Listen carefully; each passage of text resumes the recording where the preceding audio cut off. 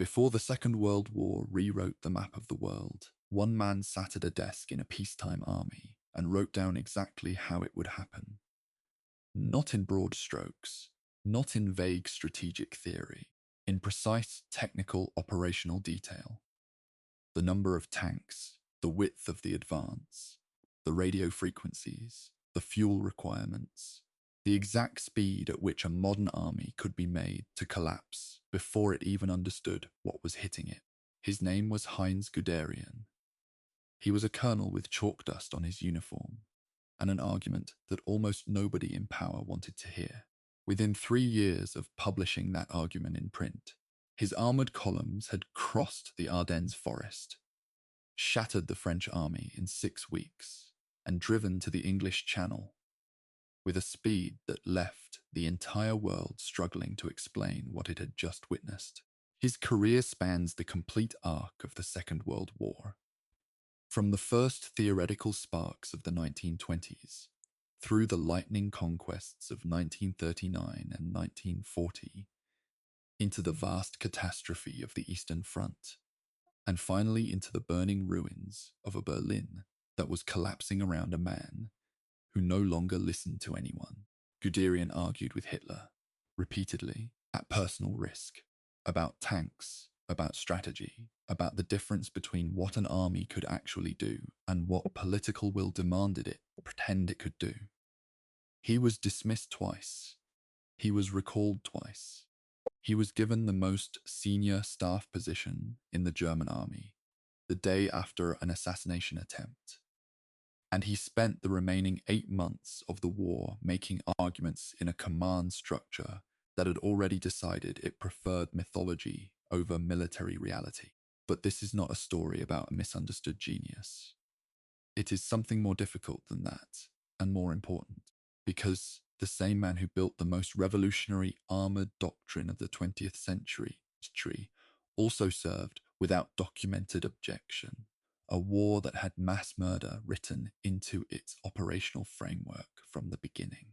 The same officer who kept pressing honest assessments into a system that punished honesty also wrote a memoir after the war that left the most consequential truths out. Guderian's story is the story of what happens when exceptional professional talent and profound moral failure live in the same person, wear the same uniform, and get recorded in the same archives. This is that story, in full and without shortcuts. If you're new to this channel, welcome. If you've been here before, you know how I do this. We go slow where the detail matters. We go fast where we need to feel the pace. We don't invent quotes. We don't dress up uncertainty as fact. And we never reduce complicated human beings to cardboard. Hit subscribe. There are more of these coming. Let's begin. Chapter 1. The Making of a Soldier. Culm, the Jaegers, and a war that taught him nothing. He wanted to learn. Heinz Wilhelm Guderian was born on the 17th of June, 1888, in the town of Culm, a place that today sits inside Poland on the Vistula River and goes by the name Chelmno. It was then a garrison town in the Prussian province of West Prussia, the kind of place where the streets smelled of horses and boot polish, and you could hear the sound of military drill at 6 in the morning if the windows were open. His father, Friedrich Guderian, was an army officer. His grandfather had been an army officer. The military wasn't a career choice for Heinz Guderian. It was the water he was born swimming in. I've looked at a few brief biographical notes on Guderian's early life, and what strikes me most is how unremarkable the beginning actually was by the standards of his eventual career. He enrolled in military school as a boy, the cadet institutes at Karlsruhe and Berlin-Lichterfelde, which were essentially the standard pipeline for sons of the Prussian officer class. These weren't places that prized creativity. They prized discipline, hierarchy, and the memorization of doctrine. That Guderian eventually produced some of the most original military thinking in European history, while coming out of that system tells you something about the particular stubbornness of the man's intellect. He was commissioned in 1908 joining the Hanover Jaegers, a light infantry regiment, not cavalry, not artillery, infantry with a specialization in communications. That communications background matters enormously, and I'll come back to it several times in this documentary because it's one of the things that separated Guderian from other armored warfare advocates. He wasn't just thinking about where tanks should go, he was thinking about how commanders in moving tanks could talk to each other in real time. That was the actual revolution. The hardware was almost secondary. Before the First World War even began, Guderian had qualified as a signals officer and was deeply embedded in the question of how information moved across a battlefield. In an era when most infantry officers thought about war in terms of men, rifles, and fixed defensive lines, Guderian was thinking about the speed of communication. He was, in a sense, already preparing for a war that hadn't been invented yet. The war he was about to enter, the First World War, the Western Front, mud and wire, and the unimaginable grinding immobility of trench warfare, was the exact opposite of everything he was building toward. Guderian served in the First World War primarily as a staff officer.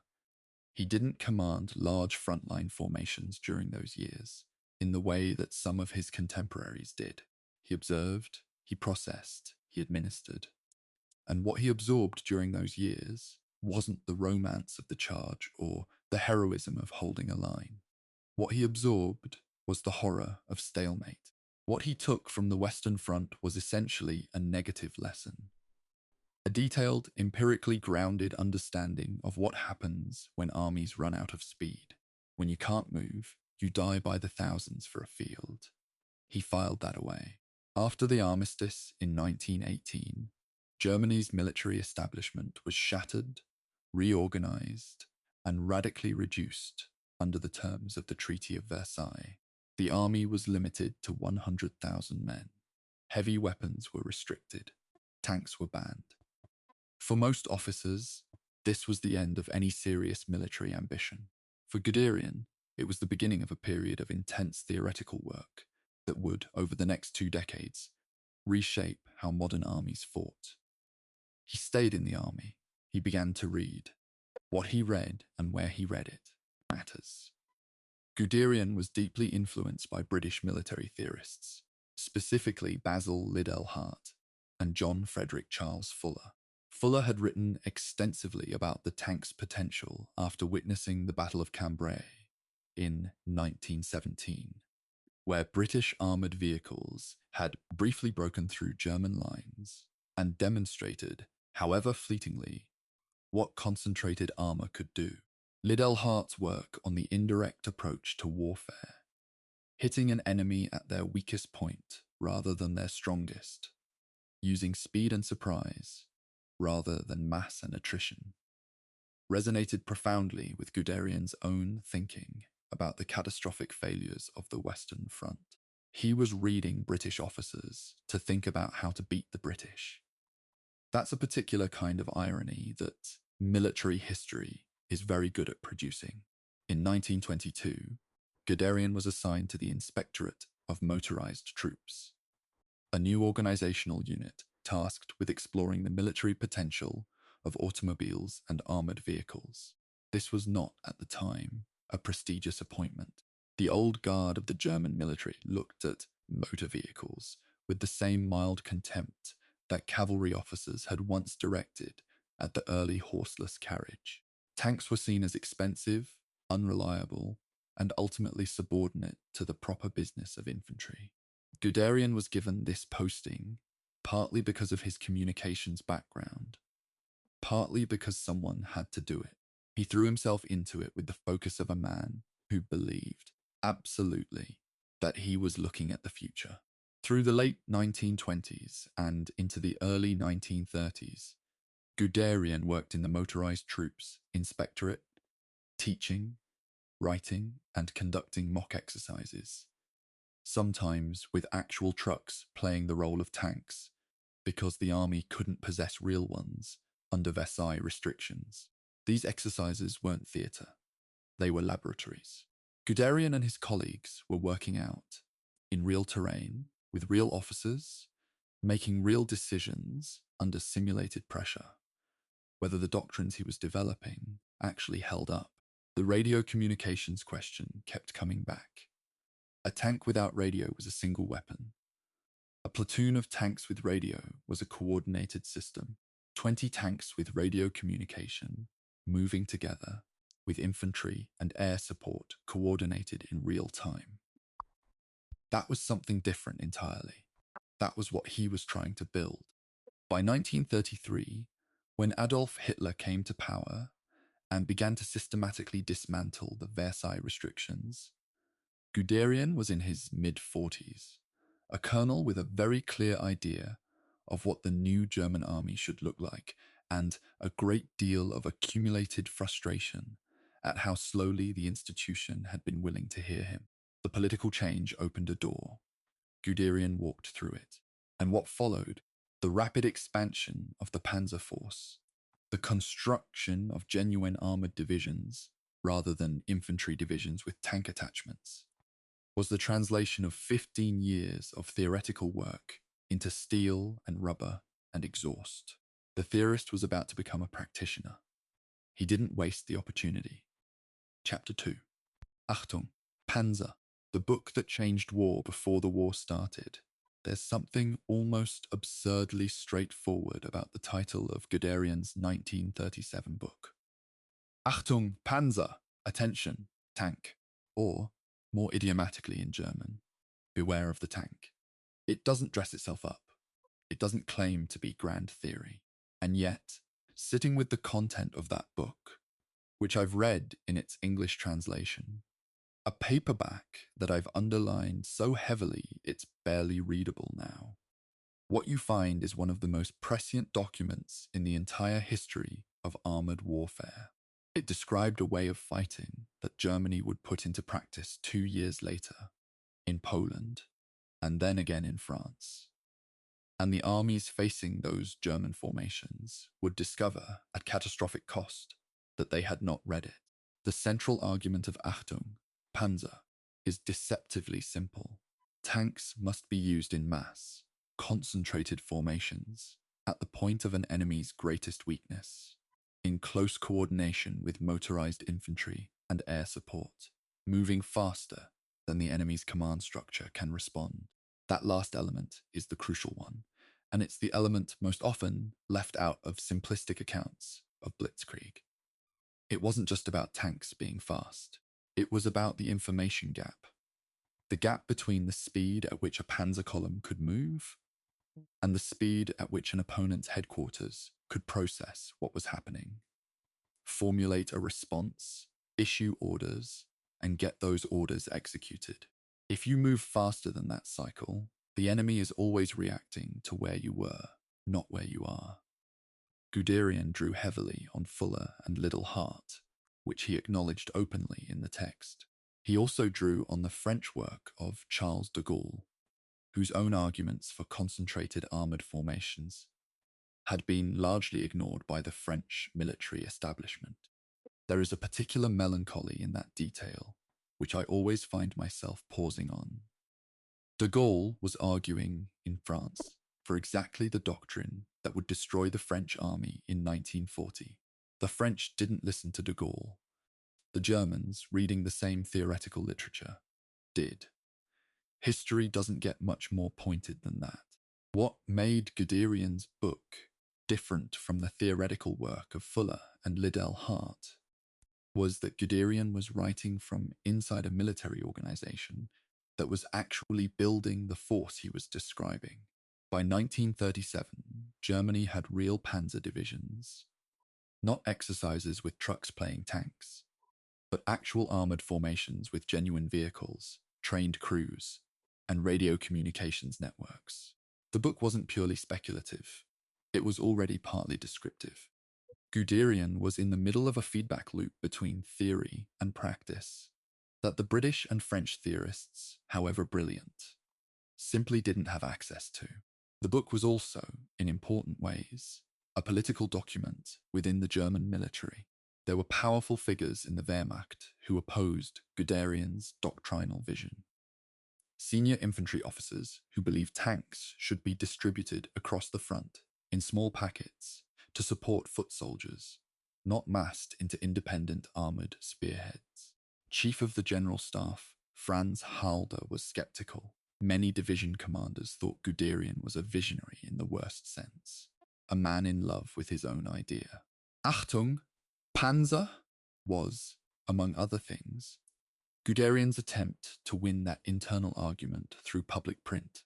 It was a book written for the German public and the international military press, but it was aimed with considerable precision at the German high command. He also, crucially, attracted the attention of Hitler. In 1935, Guderian had demonstrated his armoured vehicles to the Führer, and Hitler's famous response, "That's what I need, that's what I want to have," is one of the most consequential moments of enthusiasm in modern military history. Here was a head of state who grasped, intuitively, if not technically, what concentrated armour could mean. Hitler had been a corporal in the trenches. He understood viscerally the horror of immobile attritional warfare. When Guderian showed him machines that could end that kind of warfare, Hitler was converted instantly. And that conversion gave Guderian something that Fuller and Liddell Hart never had: a head of government willing to fund, equip, and politically defend the doctrine. I want to be careful here not to suggest that the relationship between Guderian and Hitler was simply one of a talented officer finding a useful patron. It was more complicated than that, and we'll spend considerable time in later chapters examining those complications. But in the mid to late 1930s, the relationship worked. Hitler wanted a mobile, aggressive army. Guderian had the theory and the energy to build one. The bureaucratic obstacles that might have buried another officer's career were repeatedly swept away because the Führer was watching, and the Führer approved. Guderian was promoted to general officer rank, given command of the 2nd Panzer Division, and then elevated to Chief of Mobile Troops in November 1938. He was building an army inside the army. By the time Achtung, Panzer was published, Germany had 3 panzer divisions. Guderian wanted more, wanted them better equipped, wanted their commanders trained to think in terms of deep penetration rather than linear advance. The organizational battles he fought during these years, against quartermaster generals who couldn't grasp why tanks needed fuel and spare parts at a pace the old logistics system wasn't designed for, against training establishments that were still teaching World War I methods, were as important as anything he later did in the field. You can have the most brilliant doctrine in the world. If the logistics don't work and the crews can't execute it, the doctrine is just words. What I find genuinely admirable about Guderian's intellectual project in this period, whatever else one might say about him, is the rigor of it. This wasn't impressionism. He ran exercises, analysed results, revised doctrine, reran exercises. He corresponded with British and French theorists. He studied the technical limitations of his own vehicles with obsessive attention. The range of a tank before it needed to refuel was not an abstraction to him. It was a tactical constraint that shaped every operational plan. The gap between an intellectual who theorizes about war and a practitioner who has to make war happen with imperfect tools in mud and rain. Guderian bridged that gap more successfully than almost any officer of his generation. When war came in September 1939, Guderian was 51 years old, a lieutenant general commanding the 19th Panzer Corps. He had spent roughly 2 decades preparing for this moment. The question was whether the theory would hold when it met the actual enemy. It did, but it held in ways that even Guderian hadn't entirely expected. And the speed of what unfolded in Poland would reshape the expectations of every army in Europe, including, fatally, the expectations of Guderian himself about what armoured warfare could and could not sustain. Chapter 3. Poland, September 1939. The proof of concept, the invasion of Poland, began in the early hours of the 1st of September 1939, and it ended, for practical purposes, in less than 4 weeks. I've sat with a lot of campaign narratives in my time, and the Polish campaign is one of the ones I find historians still arguing about. Not about the outcome, which was never really in question given the disparity in forces and the simultaneous Soviet invasion from the east, but about what the campaign actually proved. Was it a validation of Guderian's armored doctrine? Yes, in important ways. Was it also a misleading validation? A campaign whose decisive outcome owed as much to geography, numerical advantage, and the absence of serious mechanized opposition as to any theoretical breakthrough? Also yes. Guderian commanded the 19th Panzer Corps, which formed part of General Fedor von Bock's Army Group North. The corps included the 3rd Panzer Division, the 2nd and 20th Motorized Infantry Divisions, and various attached units. What Guderian was doing with this formation was, in structural terms, exactly what Achtung, Panzer had described. Concentrated armor at the point of breakthrough, motorized infantry to follow up and consolidate, rapid exploitation of the gap, rather than pausing to allow the enemy to reconstitute their line. The Polish army was not unimpressive. This is something I want to be clear about, because the popular image of the Polish campaign, of cavalry charging tanks, of a hopelessly outdated army simply rolled over, is substantially false. Poland had a professional officer corps, genuine defensive doctrine, and real fighting spirit, but they were defending a long border on multiple fronts against two adversaries simultaneously after the Soviet invasion began on the 17th of September. With insufficient motorized transport and a doctrine that was still oriented toward the kind of linear defense that Guderian's corps was specifically designed to rupture.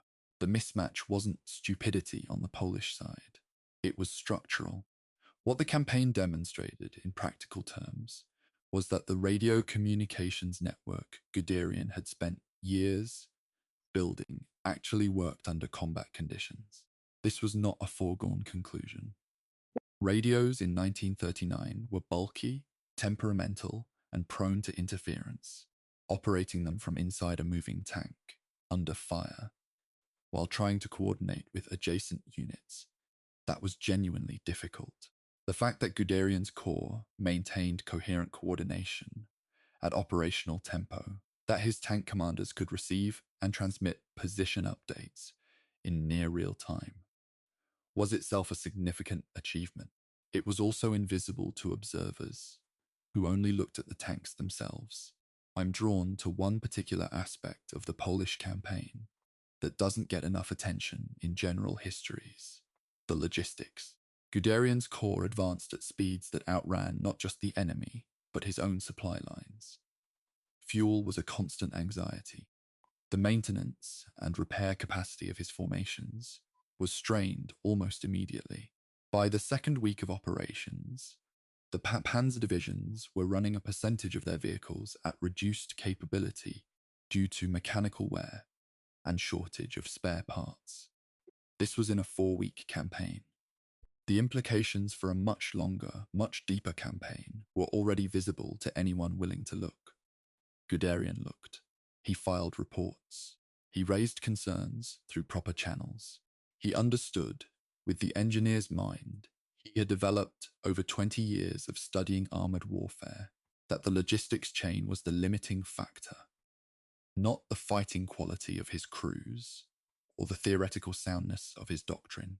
The German army's logistical planning was good by the standards of 1939. It was not good enough for the kind of war Guderian was winning. He knew it. He said it. Nobody with sufficient authority to act on it paid adequate attention. That gap between what the Panzer Force could do for 2 or 3 weeks and what it could sustain for months would eventually become catastrophic.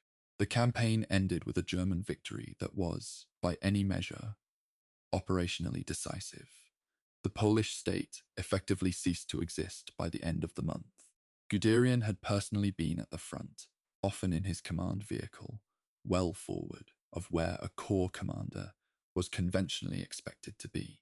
This was deliberate, part of his tactical philosophy, which held that commanders needed to see the battlefield directly rather than operating from fixed headquarters on the basis of reports that were always at least several hours old.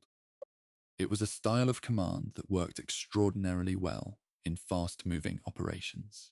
It also meant that Guderian sometimes made decisions based on what he could see from his vehicle, which wasn't always the whole picture.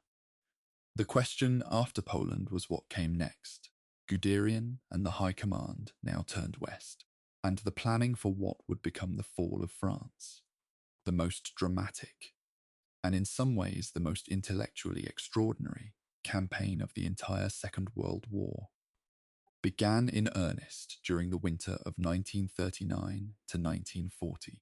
Guderian opposed the original German plan for the Western offensive. That plan, the initial version known to historians, essentially proposed a modified version of the old Schlieffen approach, a sweep through Belgium and the Netherlands. Guderian thought it was too predictable, too slow, and too easily countered. He wasn't the only one who thought so, but he was among the most vocal. What happened next? The revision of the plan into what became Full Gelb, with the main armoured thrust through the Ardennes forest, is one of the pivotal episodes in the entire history of armoured warfare. I've spent a lot of time with the historiography of that planning process, and I'm still not entirely satisfied that we know, with precision, who deserves credit for the Ardennes concept as finally executed. Erich von Manstein is traditionally credited with the core idea.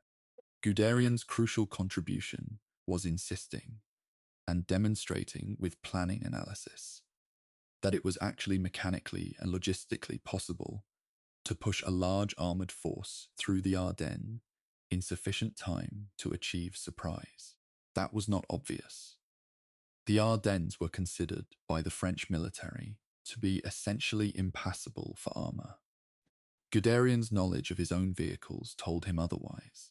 The plan was bold to the point of recklessness. If the French had detected the armoured concentration in the Ardennes, if they had managed to deploy artillery and reserves to the Meuse crossings before Guderian could force them, the entire offensive might have collapsed. That this didn't happen was partly German speed, partly surprise, and partly a catastrophic failure of French intelligence and command response time. All three of those factors were real. You can argue about their relative weight. What you can't argue is the result. Guderian was 51 years old. He had waited 20 years for this moment. He had written the book, trained the soldiers, fought the bureaucratic battles, survived the skeptics. In May of 1940, the exam was about to begin. He had no way of knowing, standing on the German side of the Luxembourg border in the first days of May, that the campaign ahead would be over in weeks and would establish his reputation for the rest of his life. He had no way of knowing either that it would teach him lessons he hadn't learned in Poland. Lessons about the limits of his own authority, about the relationship between military genius and political power, about what happens when the man at the top of the chain of command doesn't understand the doctrine you've been building for 2 decades. Chapter 4. The Ardennes and the Race to the Channel. France, May 1940. The 10th of May, 1940. German forces crossed into Belgium, the Netherlands, and Luxembourg simultaneously. The Allied armies began to move north into Belgium, exactly as the German plan required them to, and in the Ardennes forest, a column of armoured vehicles, roughly 100 kilometres long, tanks, half-tracks, fuel trucks, artillery tractors, began crawling through narrow forest roads in the dark. The French had decided this route was impassable for armour. They had one cavalry screening force covering the approach. One. Guderian's 19th Panzer Corps was at the tip of the armoured column, pushing through the Ardennes toward the Meuse River at Sedan. He had 3 panzer divisions under his command, the 1st, 2nd, and 10th. Between them, his corps represented a concentration of armoured and motorized striking power that the French simply hadn't positioned themselves to counter at that particular point. The logic of the plan was exquisite in its simplicity. Draw the Allied attention north into Belgium with Army Group B. Then, once they've committed their reserves, drive the armoured mass through the supposedly impassable centre, reach the Meuse, cross it before reinforcements can arrive, and race to the Channel. Cut the Allied army in 2. The crossing of the Meuse at Sedan began on the 13th and 14th of May. The French defensive position on the far bank was manned by reserve divisions, not frontline troops, not the best equipped formations. German air support struck the French artillery and defensive positions continuously through the crossing phase. By the evening of the 14th, Guderian's corps had bridgeheads on the western bank. The crossing had succeeded. What happened next is where the plan and its execution began to diverge in ways that nearly derailed the entire campaign. Guderian wanted to move immediately, at maximum speed, westward toward the Channel.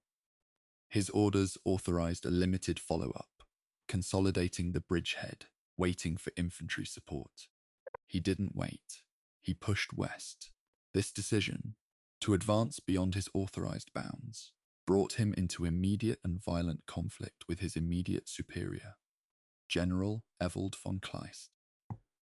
On the 17th of May, after several days of unauthorized advance, Kleist halted the advance and, in a heated confrontation that Guderian described in his post-war memoirs, relieved him of command, sacked him on the spot.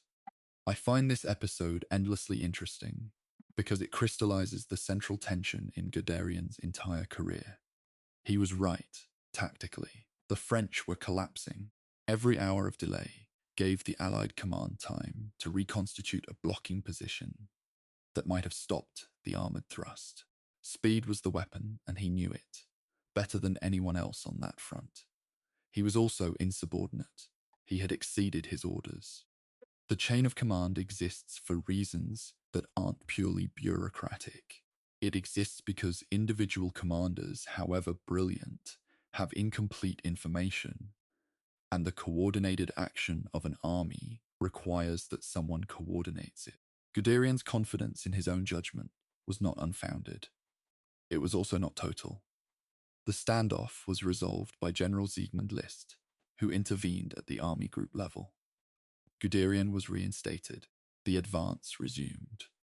Over the following days, his corps drove west at a pace that consistently outran French attempts to establish defensive lines. By the 21st of May, German forces had reached Abbeville on the English Channel. The Allied armies in Belgium, British, French, Belgian, were effectively encircled. What had been 10 days earlier the most powerful concentration of Allied forces in the West, was now cut off from the main body of France. The subsequent decision to halt the panzer advance before Dunkirk, which allowed the British Expeditionary Force to evacuate across the Channel, has been debated by military historians ever since.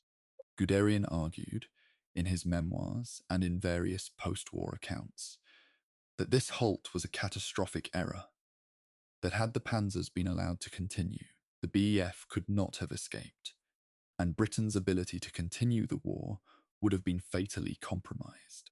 The historical debate is complicated by questions of whose order the halt was, whether Hitler's intervention was decisive, and what state Guderian's own vehicles were in after 10 days of continuous hard fighting. His corps wasn't at full strength. Whether it could have sealed Dunkirk is genuinely uncertain. What I've come to believe, after sitting with the historiography for a while, is that the Dunkirk halt was probably the result of multiple overlapping anxieties. About exposed flanks, about overextended logistics, about the condition of the armored force, rather than any single decision. Guderian's frustration was real. His vehicles needed maintenance. His men needed sleep. The panzer divisions that had crossed the Ardennes 10 days earlier were running on adrenaline and improvised logistics. That they had gotten as far as the Channel was already, by any reasonable measure, astonishing. France fell on the 22nd of June, 1940. Guderian was promoted to General de Panzertruppe, following the campaign. The promotion was recognition not just of the operational success, but of the validation of an entire doctrinal project. The man who had spent 20 years arguing that concentrated armour could shatter a modern army in weeks had just shattered the French army in 6 weeks. By any measure, it was confirmation. But confirmation is a dangerous thing.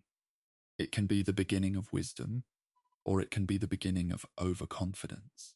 In Guderian's case, in the summer of 1940, it was impossible to tell which it would be. What the France campaign had actually tested was Guderian's doctrine against a specific enemy, France, in specific circumstances, with specific dispositions and specific failures of command response.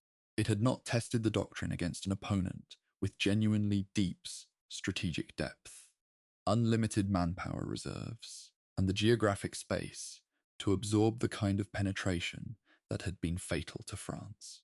That opponent was already being planned for, and the planning would reveal, within 18 months, every limitation that the brilliant, victorious summer of 1940 had temporarily obscured. Chapter 5. Operation Barbarossa, the largest army in history, and the day everything changed, the 22nd of June, 1941. 0315 hours. Along a front stretching more than 1,400 kilometers from the Baltic Sea to the Black Sea, the German army crossed into Soviet territory with the largest land invasion force ever assembled, more than 3 million German soldiers, roughly 3,000 tanks, nearly 2,700 aircraft. Guderian commanded the 2nd Panzer Group, an army-level formation of roughly 250,000 men and 900 tanks, positioned in the center of the line, Army Group Center. I want to spend a moment on the scale of what I'm describing here, because I think it's very easy to process these numbers and move on without actually feeling the weight of them. 250,000 men, 900 tanks, all of them moving at once across the River Bug into a country that stretched east, essentially without limit.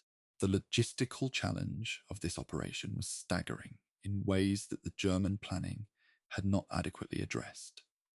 The Soviet road network was poor by Western European standards. The railway gauge was different. German locomotives and rolling stock couldn't run on Soviet track without modification.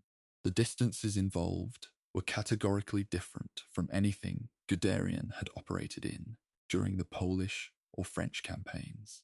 Poland had been a 4-week campaign covering roughly 300 kilometers of advance. The distance from the Soviet western border to Moscow alone was roughly 1,000 kilometers. Guderian's 2nd Panzer Group crossed the Bug River on the first day and immediately drove east at the pace he had established as standard in Poland and France. Maximum speed. Don't stop to consolidate. Keep the enemy's command structure behind the tempo of your advance. In the first weeks, this worked with terrifying effectiveness. Together with General Hermann Hoth's 3rd Panzer Group to the north, Guderian's forces closed the Minsk pocket, a vast encirclement operation that destroyed Soviet forces in western Belarusia and captured more than 300,000 prisoners. The speed was almost incomprehensible. In 3 weeks, Guderian's group had advanced roughly 600 kilometers. But even in those first successful weeks, the problems were accumulating. The June roads of Belarusia, baked hard in summer heat, turned tanks into dust-coated mechanical devices that needed constant maintenance. By midsummer, Guderian's panzer group had sustained alarming losses of vehicles, not primarily from enemy action in the early weeks, but from mechanical wear. The Soviet T-34 tank, encountered in increasing numbers from late June and July onward, came as a genuine shock. Guderian himself, in an extraordinary move for a senior officer, proposed at a meeting with senior German tank designers and manufacturers in November that the fastest solution to the T-34 problem would be to produce a direct copy of the Soviet design. His own superiors rejected the proposal. It reveals something important about his state of mind by that point. He was a man looking at his own army's equipment and seeing inadequacy. The strategic argument that erupted after the Battle of Smolensk in late July and early August 1941 is one of the most consequential disputes in the entire history of the war.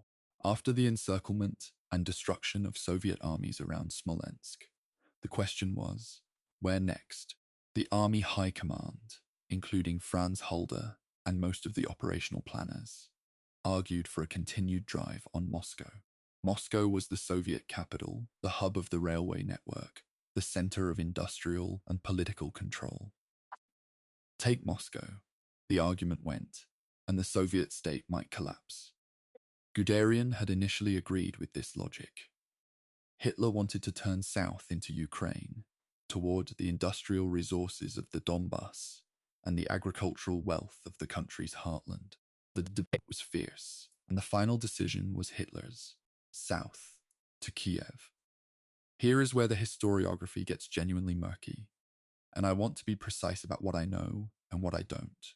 At a meeting at Führer's headquarters, Guderian, who had been one of the voices arguing for the Moscow Drive, unexpectedly sided with Hitler's preference for the southern operation.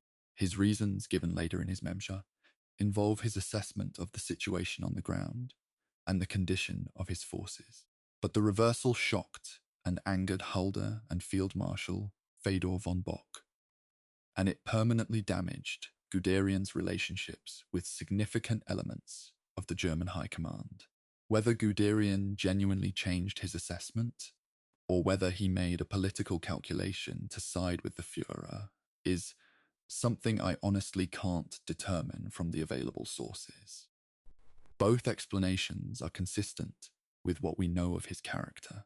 The Kiev encirclement operation, conducted in September, was, in purely operational terms, the largest encirclement battle in the history of warfare. Soviet losses in the Kiev pocket exceeded 600,000 men. German forces, including Guderian's 2nd Panzer Group, had executed a pincer movement of extraordinary geographical scale, driving south from Army Group Center, while Army Group South drove north. By any measure of military execution, it was a stunning achievement. Guderian had been essential to it. He had driven his men and machines through summer heat and autumn mud to close a trap that the Soviet command couldn't escape. But by the time the Kiev pocket was sealed, the German forces were exhausted and badly worn. Guderian's 2nd Panzer Group had 21% of its tanks in operational condition. Read that again, 21%. Out of every 100 tanks that had crossed the Bug River on the 22nd of June, roughly 20 were still functioning as of mid-September. The rest were knocked out, broken down, or awaiting repair. This was the force that was now supposed to turn north, resume the advance on Moscow, and take the Soviet capital before winter. This was the force that was supposed to deliver the decisive blow of the entire Eastern campaign. Operation Typhoon, the drive on Moscow, began on the 30th of September for Guderian's group. In October, there were further encirclements, further prisoner hauls, continued Soviet disarray. And then, in late October and early November, something changed. The autumn rains turned the roads to mud. Not inconvenient mud. Mud of a depth and consistency that swallowed wheeled vehicles to their axles and reduced tank columns to slow grinding lines of machinery burning fuel at 5 times the normal rate. Then the mud froze, and the temperature dropped. and the German army, which had not been equipped for winter operations, because the planning assumption was that the Soviet Union would be defeated before winter, discovered that 18 degrees below zero is not the same as a mild Western European autumn. Guderian's forces ground forward painfully through November. By the end of the month, they had reached the outskirts of Tula, roughly 125 kilometers south of Moscow. It was the closest they would get. The Red Army counterattack in early December found German formations that were, in many cases, at minimal combat strength. Vehicles that wouldn't start in the cold, men without adequate winter clothing, supply lines stretched to the point of near failure. Guderian began pulling his forces back to defensible ground. He hadn't been given permission to do this. Chapter 6, The Christmas Dismissal, when the general said, no, the 25th of December, 1941, Christmas Day, Heinz Guderian, commanding a panzer army that had just failed to take Moscow, who was watching the Soviet counteroffensive push his exhausted, frostbitten formations back through the same ground they had fought over in autumn, received word that he was relieved of his command, dismissed. By Hitler, on Christmas Day, he was 53 years old. He had just come off the most demanding 6 months of his military career, and now he was finished. I've thought about this moment a lot. Not with sympathy. The war Guderian was fighting in the East was not a clean professional conflict, and we'll have to address that honestly in later chapters, but with a kind of historical fascination at the particular shape of the fall, because this wasn't just a commander being relieved for a military failure. It was more complicated than that. It was the first major rupture in the relationship between Guderian and Hitler, a relationship that had, for 6 years, been mutually useful, and the rupture revealed something important about both men. The immediate cause of the dismissal was Guderian's decision to withdraw his forces against orders. Hitler had issued a general stand-fast directive, no withdrawals, hold current positions regardless of the tactical situation. This order reflected Hitler's theory, formed partly from his reading of German operations in the First World War, that ordered withdrawals under pressure had a tendency to become panics, that maintaining defensive lines by will and discipline could hold what otherwise would crumble. There was a logic to it. There was also a professional military counter-argument of considerable force, that holding tactically indefensible positions simply allowed them to be encircled and destroyed, which was worse than a managed withdrawal. Guderian had made the managed withdrawal. He had assessed the tactical situation, the state of his formations, the temperature, the Soviet pressure, and decided that holding current positions was not an executable order. He had pulled back. He had also, in doing so, fallen out with Field Marshal Günther von Kluge, who had taken command of Army Group Center, and who supported the stand-fast order. The relationship between Guderian and Kluge had been toxic for some time. Kluge was the more politically cautious officer. Guderian was the more operationally driven one. They did not get along. They had not gotten along for months. The tactical dispute over the withdrawal gave Kluge the pretext to push for Guderian's removal, and Hitler, already furious about the failure before Moscow, agreed. What followed the dismissal was genuinely strange, in the way that bureaucratic processes in wartime can be. Guderian was not arrested. He was not court-martialed. He was sent home, to a kind of enforced leave, living in relative comfort while the war he had helped to start continued without him. The contrast between his situation and that of his soldiers, still fighting in the eastern winter with inadequate equipment, is one of the uncomfortable textures of his biography that the memoirs he later wrote tended not to dwell on. He had been dismissed. He had not suffered. During these months of enforced leave, roughly 15 months, from Christmas 1941 to March 1943, Guderian occupied himself with writing, correspondence, and the particular frustration of a man of strong operational opinions watching events unfold from a distance. The Germans had been defeated at El Alamein in November 1942. Stalingrad was developing into a catastrophe of the first order through the winter of 1942 to 43. The strategic situation that had looked, in June 1941, like it might produce a rapid, decisive victory in the East, was now clearly something else entirely. A grinding, multi-year attritional war that Germany was not equipped to win. Guderian knew this. He had, in some form, known it since the autumn of 1941. The recall came in February 1943.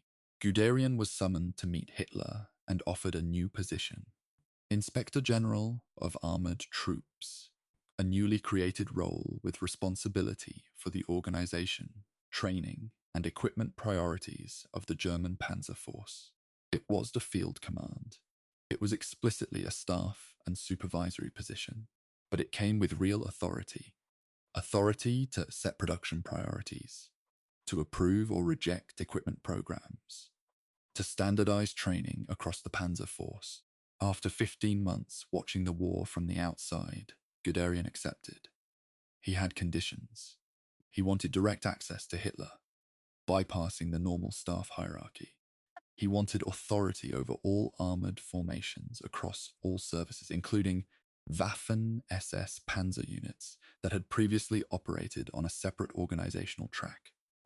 He got most of what he asked for. This tells you something about how desperate the German situation had become. In March 1943, Hitler needed Guderian enough to give him unusual terms. The man who had been dismissed on Christmas Day was now, 14 months later, being recalled on his own conditions. What I find most significant about this episode, the dismissal and the recall together as a unit, is what it reveals about the structural logic of the German High Command. The system had dismissed one of its most operationally effective commanders at a moment of maximum crisis, for the specific act of exercising professional judgment against a direct order. The system then recalled that same commander when the crisis deepened because the system lacked the capacity to fix its own problems without him. This is not a story about Guderian's genius. It's a story about institutional brittleness, about what happens when the command structure is organized around a single leader's will, rather than around sound operational doctrine and honest feedback. Guderian was both a victim of that structure and, in important ways, a participant in building it. The contradiction is the point, and it will only deepen from here. Chapter 7. Inspector General, Rebuilding a Burning Machine. There's a particular cruelty in the timing of Guderian's recall. He was reinstated on the 1st of March 1943, roughly 6 weeks after the German Sixth Army surrendered at Stalingrad. The scale of what had happened at Stalingrad was, by any rational measure, a strategic catastrophe. More than 200,000 German and Axis soldiers had been encircled. The Sixth Army, one of the most capable formations in the Wehrmacht, had ceased to exist as a fighting force, and Guderian was being handed the job of rebuilding a panzer arm that had been burning through men and machines on the Eastern Front for nearly 2 years, with insufficient replacements, inadequate logistics, and a production system that was still, in the spring of 1943, failing to deliver vehicles at anything close to combat attrition rates. That was the scale of the problem. It was enormous. His new title was Inspector General of Armored Troops, and I want to spend a moment on what that actually meant in organizational terms, because it's frequently misunderstood. He wasn't a field commander. He wasn't in the operational chain of command for any specific formation or front. What he had was supervisory authority. Authority over the training, organization, equipment, and doctrine of Germany's armored forces, across all services and all theaters. In practical terms, This meant he had the power to shape how the Panzer Force was educated and equipped, and he had the direct channel to Hitler that he'd negotiated as a condition of his return. He could attend conferences, present data, argue for priorities.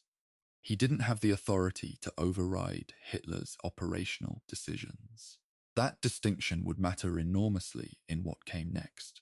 One of the first things Guderian did was conduct an audit of the actual state of the Panzer Force. What he found wasn't reassuring. Tank production in Germany had been criminally inefficient, not in terms of the quality of individual vehicles, but in terms of the sheer organizational waste involved in producing too many different types simultaneously. The German industrial base in 1943 was trying to produce the Panzer III, the Panzer Eufy, the new Panther, the Tiger Eyes, the Ferdinand tank destroyer, several varieties of assault gun, and numerous specialized variants, all simultaneously, all competing for the same machine tools, the same specialized labor, the same steel allocations. Guderian understood, with the engineer's clarity he'd developed over 2 decades, that this was madness. You couldn't fight a war of attrition against Soviet production if your own production was being eaten alive by complexity. The Panther was his central concern and his central headache during this period. The Panther tank, the Panzerkampfwagen Vieh, had been designed in response to the T-34 shock of 1941. It was a genuinely excellent design in many respects. Sloped armor, a long, high-velocity 75mm gun, good mobility. On paper, it was the answer to the T-34. In practice, in the spring of 1943, the Panther was a manufacturing disaster. Early production vehicles suffered from persistent engine fires, transmission failures, and final drive breakdowns. The target of 600 Panthers per month was never reached. In all of 1943, production averaged roughly 148 vehicles per month, a fraction of the stated requirement. Guderian knew these numbers intimately. He argued repeatedly that the Panther needed more time before it was committed to combat. He was overruled, the battle being planned for the summer of 1943. Operation Citadel, the assault on the Soviet salient around Kursk, was already consuming Guderian's waking hours, and not in a good way. The Kursk salient was a roughly 190-kilometer wide bulge in the Eastern Front, centered on the city of Kursk, where Soviet lines protruded westward into German-held territory. The German plan was straightforward in concept. Attack the salient from north and south simultaneously, cut it off at the base, encircle the Soviet forces inside. Field Marshal Erich von Manstein had been advocating a version of this idea since the spring. The problem was time, specifically the gap between when the plan was first proposed and when Hitler finally authorized it, which gave the Soviet command an extraordinary amount of time to prepare defenses. Guderian argued against Operation Citadel, directly, in person, to Hitler. His argument was this: the Panzer Force had not yet recovered from the losses of 1942. The new Panthers weren't ready, committing 2,500 tanks and assault guns, roughly 70% of all German armor on the Eastern Front, to a single operation against a position the Soviets had been fortifying for months, was not a rational use of a finite and irreplaceable resource. He reportedly said, in words reconstructed from his own memoir, that he couldn't understand why they were attacking in the East at all in 1943. He was told the attack had to happen for political reasons. He didn't accept that answer. The argument failed. Citadel went ahead. It opened on the 5th of July, 1943.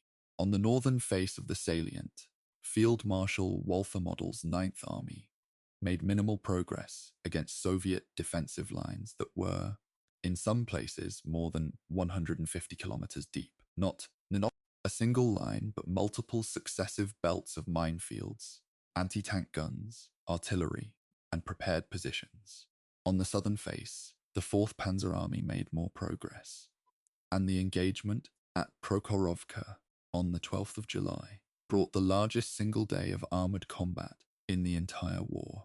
The numbers involved at Prokhorovka have been revised downward by more recent scholarship. The old figure of 1,200 tanks engaged simultaneously appears to be an overestimate. But whatever the precise count, the outcome was not the German breakthrough that had been anticipated. Then, on the 13th of July, Hitler suspended Citadel. Allied landings in Sicily on the 10th of July had created a new theatre crisis, and Hitler needed panzer divisions moved west. The operation that Guderian had spent months arguing against, that had consumed irreplaceable armoured strength, that had failed to achieve its objective against a prepared and forewarned defence, was simply called off. The Soviet counteroffensives that followed, Operation Kutuzov in the north, Operation Rumyantsev in the south, pushed German lines back further than Citadel had ever advanced. The strategic initiative on the Eastern Front passed to the Red Army in the summer of 1943. It never came back. Guderian's response to Kursk's failure was characteristically direct. He filed detailed assessments of what had gone wrong with the equipment. The Panther's reliability failures during the battle had been serious, with many vehicles lost to mechanical breakdown rather than enemy action, and pushed harder for the rationalization of production he'd been advocating since March. He made some headway. Albert Speer's Armaments Ministries and Guderian's Inspectorate developed a closer working relationship during 1943 and into 44, streamlining some of the production chaos. Panther production did improve through 1944, averaging 315 vehicles per month. But the losses on the Eastern Front were running consistently faster than production could replace them. The math didn't work. Guderian knew the math didn't work. He was one of the few people in a position of authority in the German High Command who engaged with the actual numbers rather than with Hitler's preferences. What I want to be clear about before we move into the events of 1944 is the moral complexity of Guderian's position during this period. He was not a passive figure. He participated in systems and structures that caused enormous harm, a subject we will address directly in a later chapter. He served an ideological state that was conducting mass atrocities, and his continued service, however motivated by professional conviction, was real participation. That he disagreed with Hitler about tanks and operational strategy doesn't exonerate him from the larger context of what that army was doing and what it represented. I mention this here because the Inspector General period is often narrated as purely a technical story, a competent professional trying to fix a broken machine. It was that. It was also more than that. Chapter 8: The Panther's Failures and the Road to Kursk. When equipment becomes a hostage.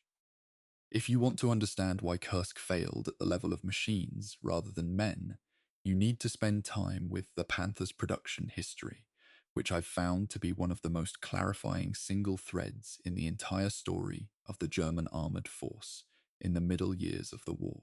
The Panther program started essentially as a reaction to shock. When German panzer crews first encountered the Soviet T-34 in the summer and autumn of 1941, the response in Berlin was a mixture of denial and alarm. The T-34 wasn't supposed to exist. Or rather, German intelligence had known Soviet tanks were being developed, but had substantially underestimated their quality.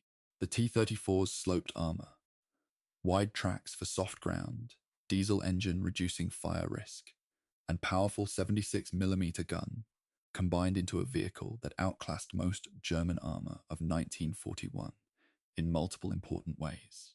The German response was a design competition, won by Maschinenfabrik Augsburg-Nürnberg, MAN, in the spring of 1942. The prototype was tested at Kummersdorf that autumn, and accepted for production. The initial production target was 250 vehicles per month at MAN. In January 1943, this target was increased to 600 per month. I've looked at the production data, and I want to be honest about how implausible that 600 figure was. German industrial capacity in early 1943 was not structured to produce 600 of anything complex and new per month. The machine tool requirements alone, the specialized equipment needed to machine the hull components, simply weren't available in sufficient numbers. The target was set by desire, not by engineering analysis. Guderian's frustration with the Panther program wasn't with the vehicle's fundamental design, which he believed in. It was with the decision to rush it into service. Finished Panthers were rolling off the line at the end of 1942 and suffering persistent fires in the engine compartment, the result of fuel line failures that hadn't been caught before production began. The transmission was a known weak point. The final drive units, the gearbox's transmitting power to the tracks, were chronically stressed by the vehicle's weight of roughly 45 tons. These weren't random quality control failures.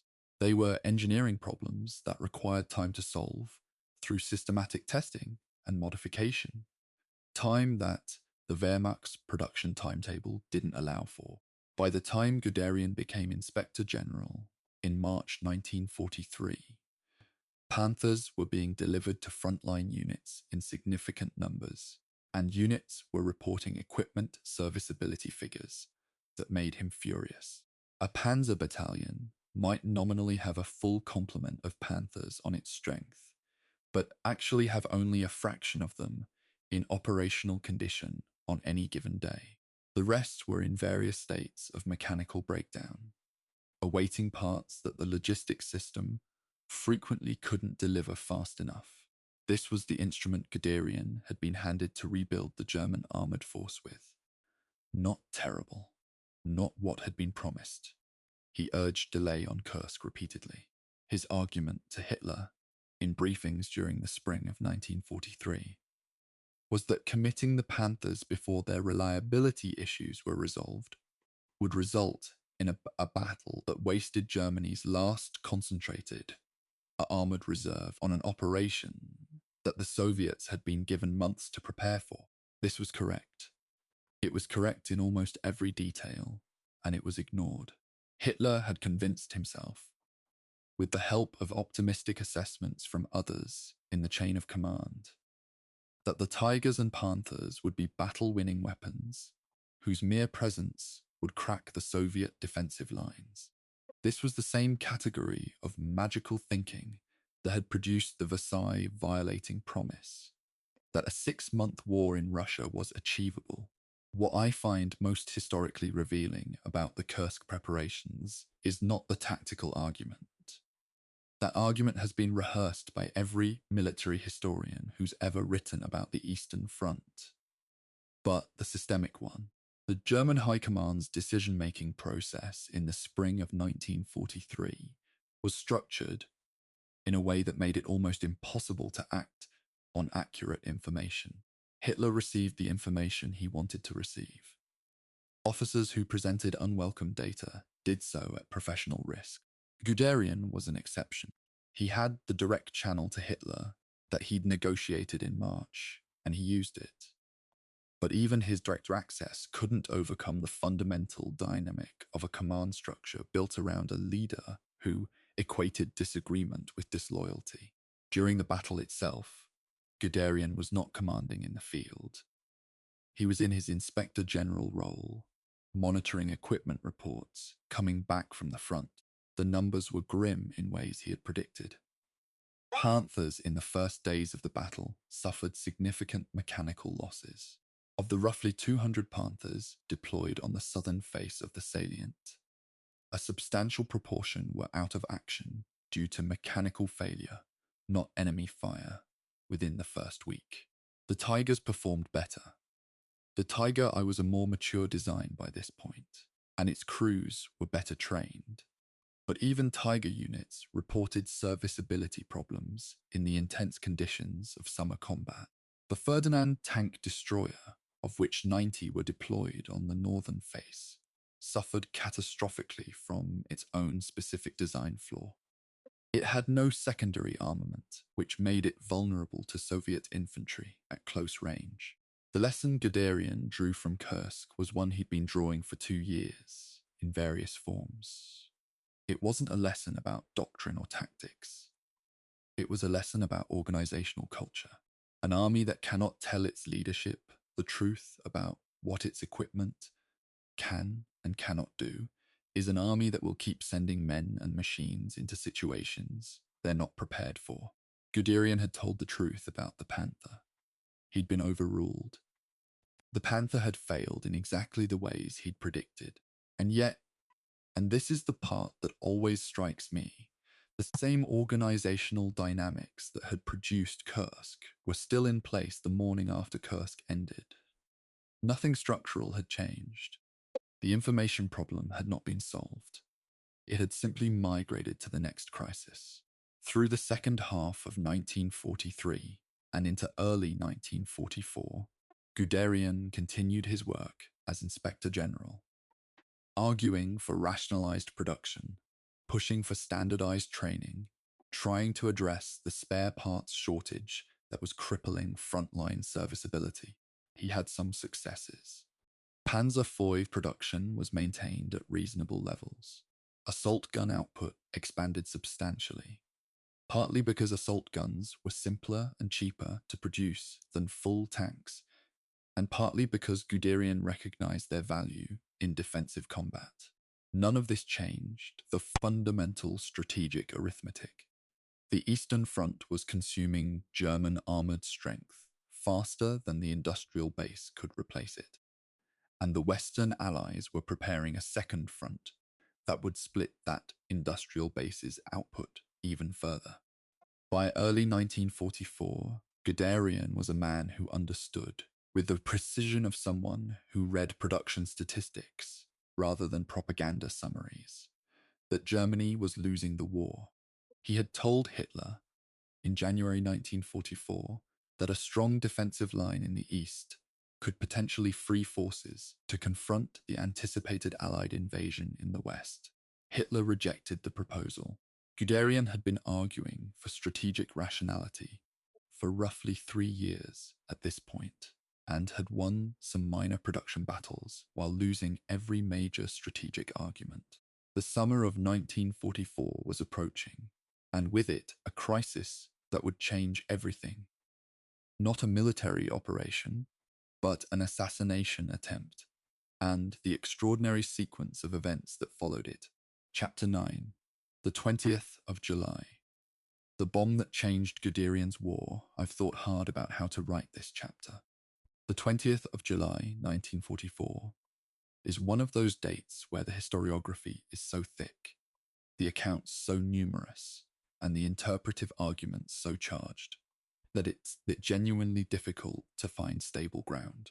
What I can say with confidence, drawing on documented sources rather than contested reconstruction, is this. A bomb planted by Lieutenant Colonel Klaus von Stauffenberg exploded in the conference room at the Wolf's Lair, Hitler's field headquarters in East Prussia, at 12:42 in the afternoon. Hitler survived, and the consequences of that survival shaped the final 10 months of the war in ways that directly determined Guderian's role in the endgame. Guderian was not part of the conspiracy. He was not in the conference room. He was not a target of the plotters, and as far as documented evidence shows, he had no prior knowledge of the specific plan. That last point is worth handling carefully. There were many officers in the German High Command who knew, in general terms, that a resistance network existed, who had been approached at various times, who had remained silent without directly participating. Where exactly Guderian sat on that spectrum is something I cannot determine with confidence from available sources, and I won't speculate. What the record shows is that on the 21st of July, the day after the plot failed, Guderian was summoned to Hitler's headquarters and appointed chief of the General Staff of the Army, the OKH, replacing General Kurt Zeitzler, who had suffered a physical breakdown. The timing has troubled historians ever since. Guderian received one of the most senior positions in the German military, the day after a plot to assassinate the supreme commander. The interpretation that's most commonly offered, and which I find broadly convincing, with caveats, is that Hitler wanted a loyal professional in the most senior staff role, someone whose competence was not in question, and whose political reliability had been demonstrated through conduct and attitude over years of service. Guderian was that person. He wasn't a Nazi in the ideological sense. He didn't hold party office. His personal correspondence doesn't reflect enthusiastic ideological commitment, but he was operationally loyal to the German army's mission in a way that had never seriously wavered, even through the dismissals and frustrations of the preceding 3 years. What happened next is the part of Guderian's biography that most complicates any attempt at simple characterization. In the aftermath of the plot, Hitler moved to purge the officer corps of anyone suspected of sympathizing with the conspirators. A military court of honor was established, a body tasked with expelling suspected disloyal officers from the Wehrmacht, stripping them of military status, and handing them over to the civil court system, which in practice meant Roland Freisler's People's Court, which in practice meant death. Guderian sat on that court of honor, alongside Field Marshal Gerd von Rundstedt and Field Marshal Wilhelm Keitel. The court expelled hundreds of officers.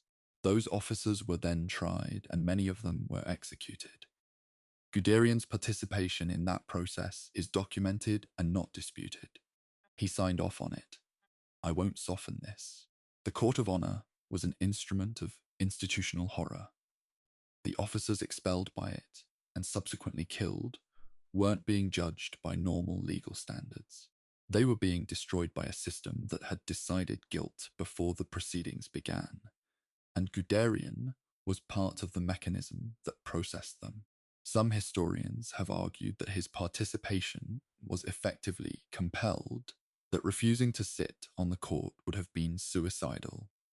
And there's something to that argument in the specific political conditions of the summer of 1944. But compulsion of that kind is itself a moral category, not an absolution. Guderian sat on the court. Officers died as a result of proceedings he participated in. That is the record. At the same time, and this is where the complexity deepens rather than resolves, Guderian's conduct as Chief of the General Staff between July 1944 and March 1945 shows a man who fought consistently and repeatedly, and at personal risk, against the strategic decisions he believed would accelerate Germany's destruction. He argued for the evacuation of civilian populations from the path of the advancing Red Army. He argued for the shortening of front lines. He argued for the concentration of armoured reserves, rather than their dispersal in politically motivated counteroffensives. He lost most of these arguments. He kept making them. The record of his confrontations with Hitler during this period, some of them reconstructed from his own memoir, others documented in other sources, suggests a man who knew the war was lost and was trying to manage its conclusion in ways that minimized further catastrophe, within a system that wasn't designed to allow that. The day after his appointment, on the 21st of July, Guderian addressed the senior staff of OKH. He demanded complete loyalty to the regime from every officer under his authority. He called the conspirators traitors. These words are in the record. I've sat with them for a while, and I find them impossible to entirely contextualize away, even understanding the political circumstances that made any other public posture essentially unsurvivable.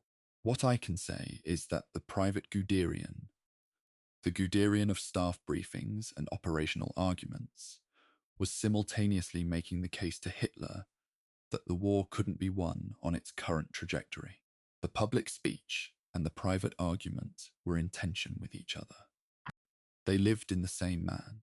The strategic situation Guderian inherited as chief of the general staff was desperate in ways that the summer victories of 1941 had made structurally impossible to reverse.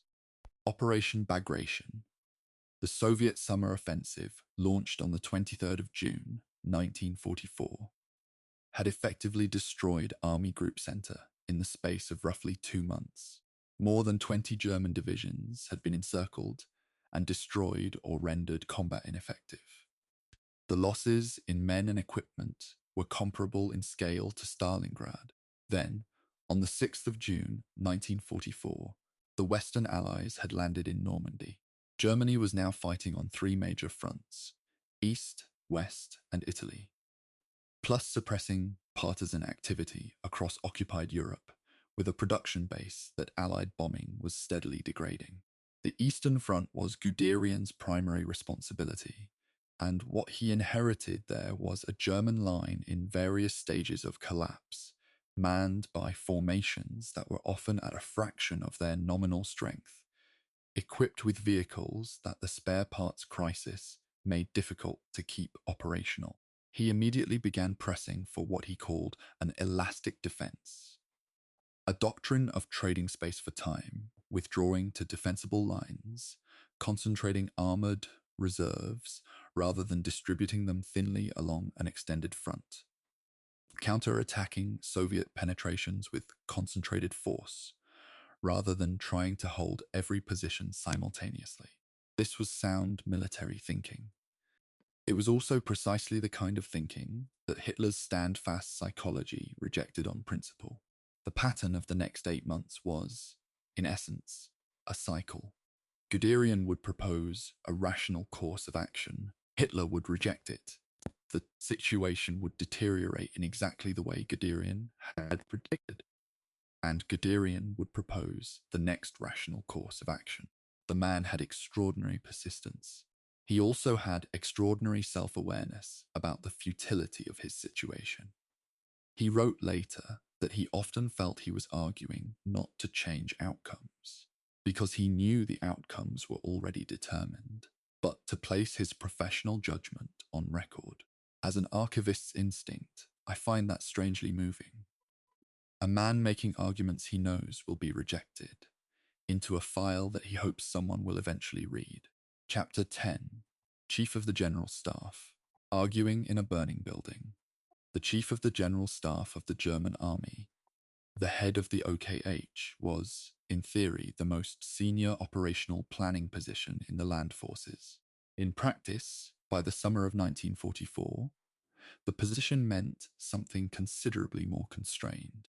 Hitler had been progressively centralizing all major operational decisions in himself since at least the winter of 1941, when his stand-fast order during the Moscow crisis had given him, in his own retrospective interpretation, credit for stabilizing the front.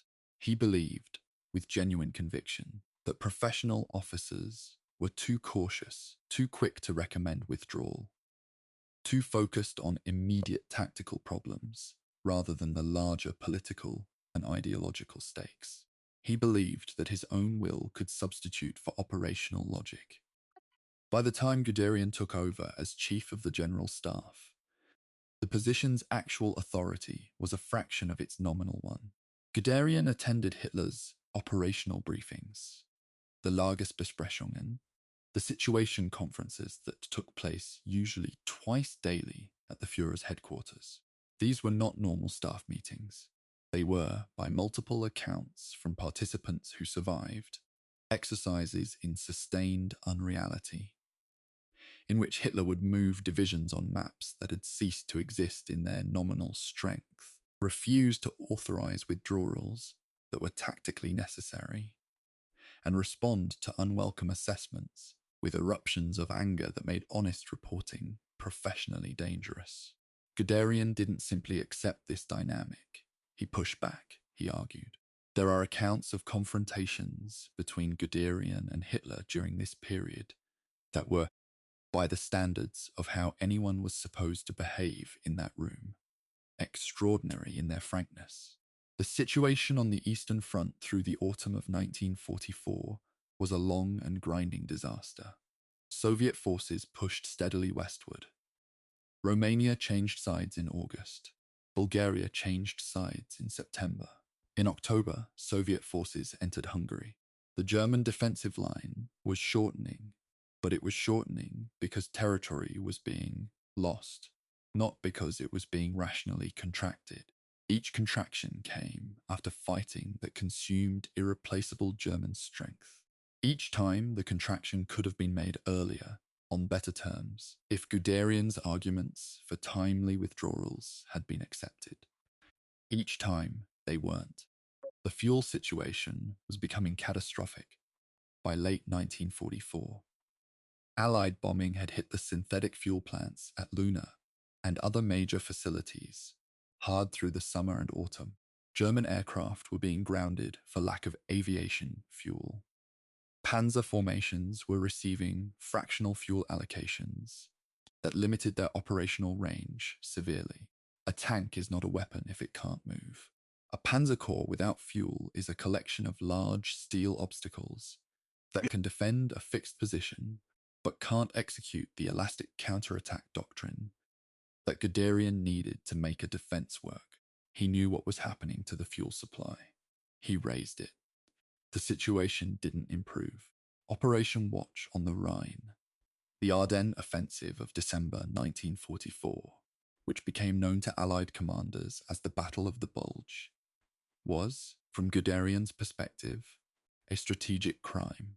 Hitler had decided to launch a major armoured offensive in the West, committing the last concentrated German armoured reserve, including panzer divisions that Guderian wanted desperately to have available for the inevitable Soviet winter offensive, to an operation he considered strategically delusional.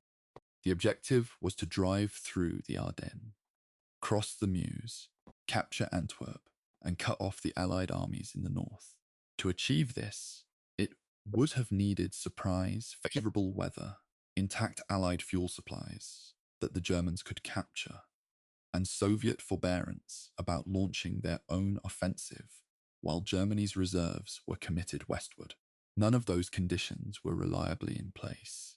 Guderian argued against the Ardennes offensive, as he had argued against Citadel, as he had argued against every major strategic decision he'd been in a position to contest since taking over as Chief of the General Staff.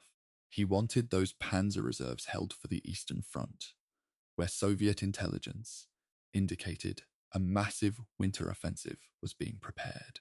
He was told his intelligence was wrong, that his figures were exaggerated, that the Soviet armies were exhausted and incapable of another major push. He knew the figures weren't wrong. His intelligence section had assembled data on Soviet force concentrations opposite Army Group A and Army Group Center that were detailed and alarming. Hitler reportedly called the assessments idiotic and told him the officer who had prepared them belonged in a mental institution. The Ardennes offensive opened on the 16th of December, 1944. In the first days, it made striking progress. The surprise was genuine. The Allied response was initially disorganized, and the weather grounded Allied air power for several days. But the operation ran out of momentum within 2 weeks. The fuel the German columns needed to sustain the drive wasn't captured from Allied dumps in sufficient quantities. Allied resistance stiffened, the weather cleared, and Allied air power returned with devastating effect.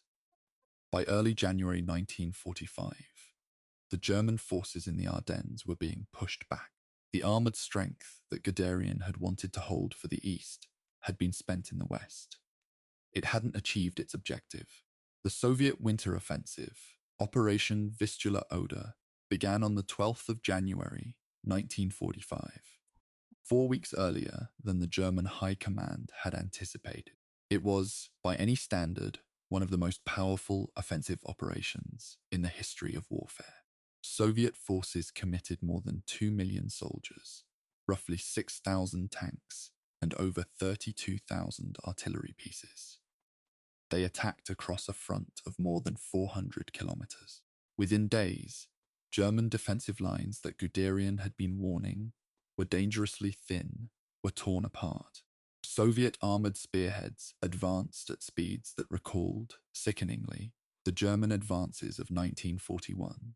60 kilometers in a single day in some sectors. German Army Group A effectively ceased to exist as a coherent formation within 2 weeks. Guderian's response was methodical and, given the circumstances, almost admirable in its focus. He worked to identify where reserves could be scraped together, which units could be moved from less threatened sectors, what defensive lines might be held long enough to slow the Soviet advance toward Berlin.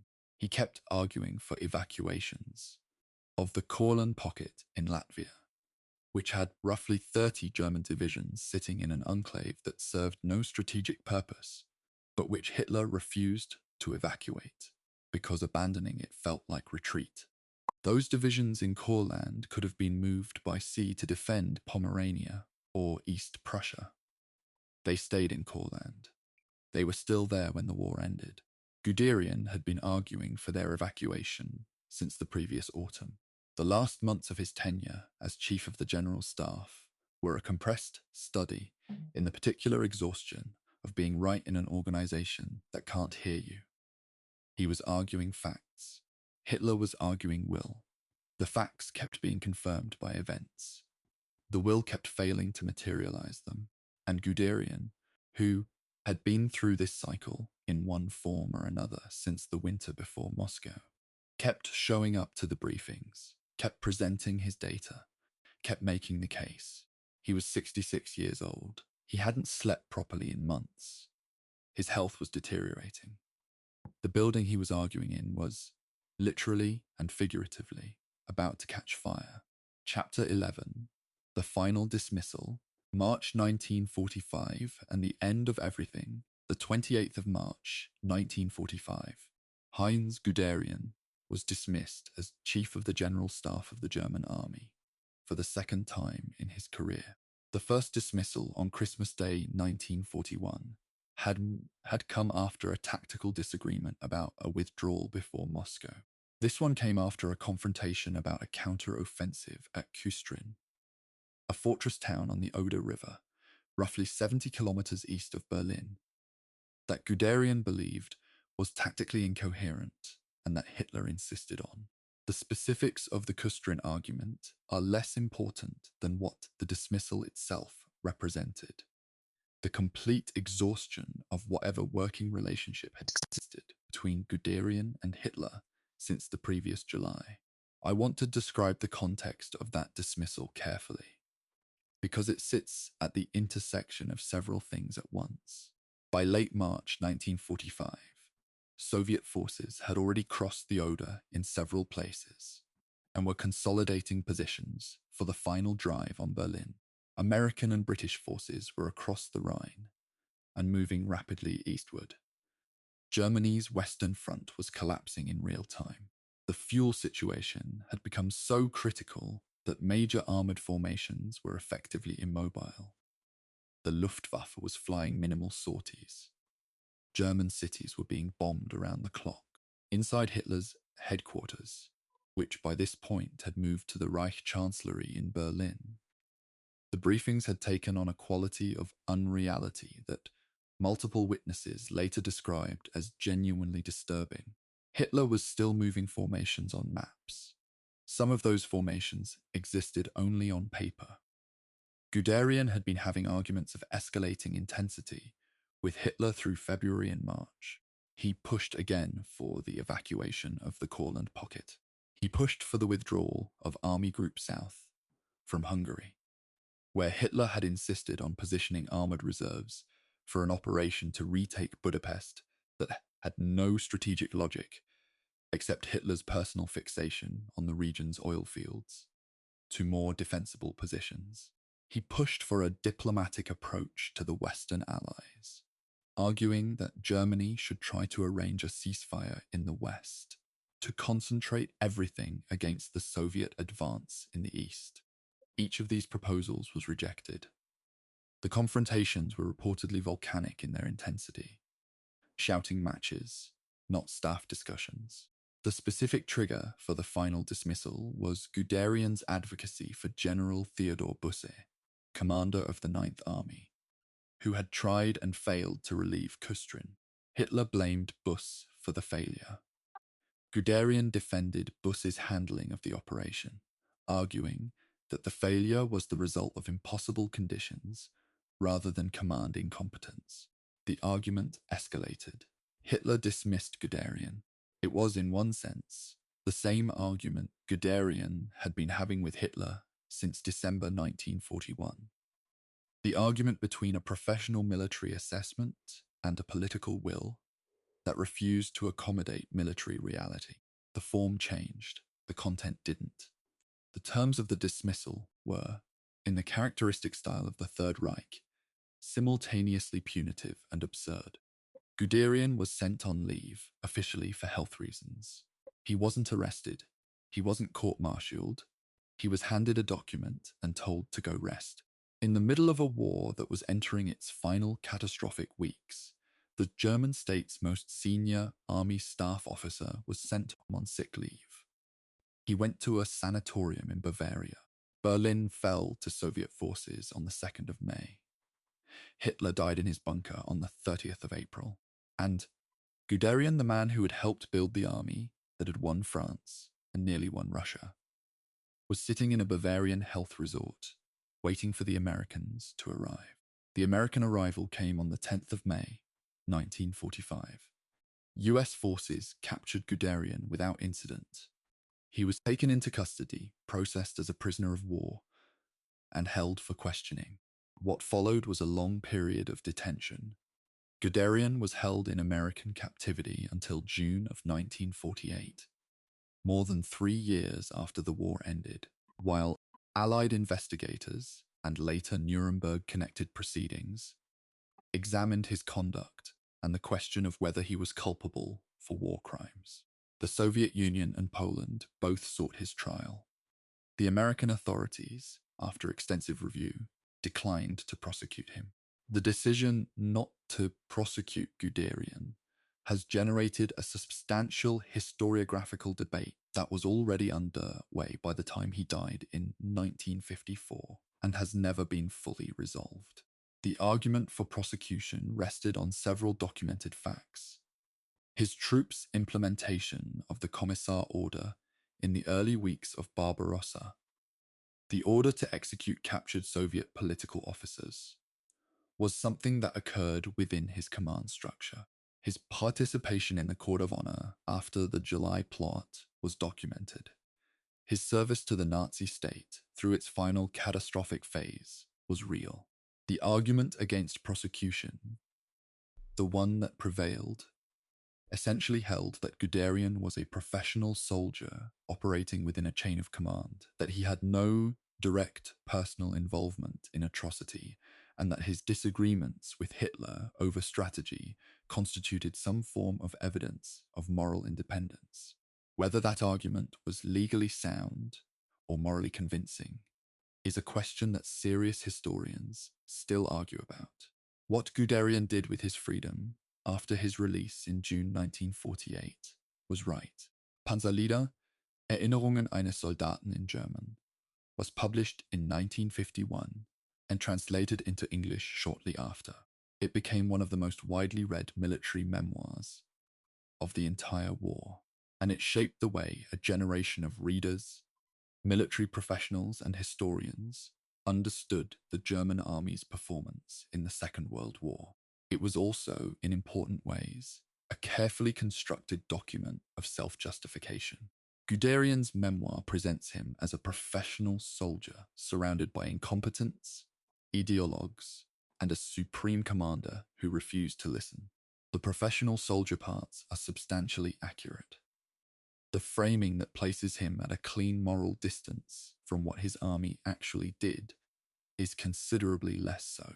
I've read Panzerleader multiple times at this point, both in German excerpts and in the English translation.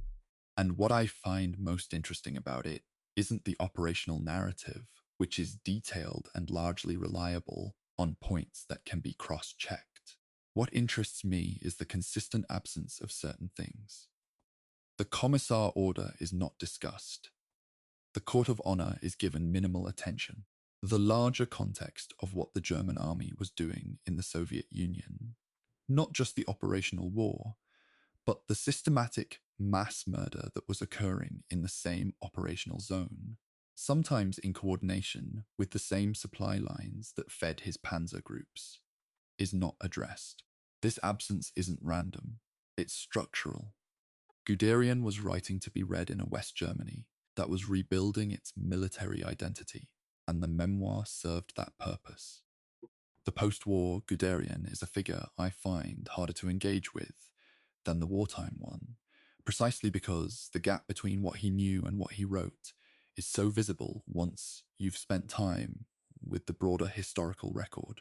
He knew what the Einsatzgruppen were doing in the operational areas behind his panzer groups. The documentation is clear on that. He didn't stop it, and he didn't record it in his memoir. He sat on a court that sent men to their deaths and wrote about it in a single paragraph. He participated in the construction of a post-war narrative that the German military establishment found useful, and he did it with the same energy and intelligence he'd brought to everything else he'd ever done. What I'm left with after spending months with his story is not a simple verdict. Guderian was genuinely brilliant at the specific thing he did: understanding armored warfare, building the doctrine and the force to execute it, fighting institutional resistance with arguments backed by data. He was also a man whose brilliance operated within a moral frame that he chose not to examine critically. That combination, professional excellence and ethical compartmentalization, is not unique to Guderian in the history of the Second World War, or in the history of military institutions more broadly, but it's particularly visible in him because his career was so well documented and his post-war memoir so carefully constructed to minimize its visibility. The man who taught generals to drive fast through the enemy's weakest point was, in the end, also very good at driving his own history through the gaps where scrutiny was weakest. Chapter 12: Captivity, Silence, and the Architecture of Forgetting. There is something disorienting about the gap between the scale of what the war had been and the quietness of how it ended for Guderian personally. He was captured by American forces in Bavaria in early May 1945, a few days after Germany's formal military collapse. He wasn't hiding. He didn't flee west in disguise, as some senior officers attempted. He was simply there, in a Bavarian health resort, where he'd been sent on enforced sick leave by the state, whose army he'd led until 6 weeks before the end. The Americans found him, processed him, and placed him in custody. That was it. 3 years of the most intense operational strain any senior officer in the Second World War had experienced. The Eastern Front, the Inspector Generalship, the Chief of the General Staff roll through the catastrophic final year, and it ended with paperwork and a camp bed in Bavaria. The 3 years of American captivity that followed, roughly June 1942 through June 1948, were not, by the standards of what German prisoners of war experienced in Soviet captivity, harsh. Guderian was held in the Western Allied prison camp system, was treated in accordance with Geneva Convention systems, had access to writing materials, and was subjected to extensive interrogation by American and British military intelligence officers who were, in the immediate post-war period, extremely interested in what senior German commanders knew about Soviet military capacity. This is a dimension of post-war history that doesn't get enough attention in general accounts. The United States Army, almost immediately after VE Day, was studying the Soviet military through the lens of German combat experience, and the German generals who had fought on the Eastern Front had information that American intelligence found genuinely valuable. Guderian participated in these debriefings. He spoke at length about Soviet operational methods, about the Red Army's evolution from the shock of Barbarossa in 1941 through the systematic improvement it had demonstrated by the offensives of 1944. He talked about Soviet logistics, about tank tactics, about the qualities of the T-34 and the later T-44.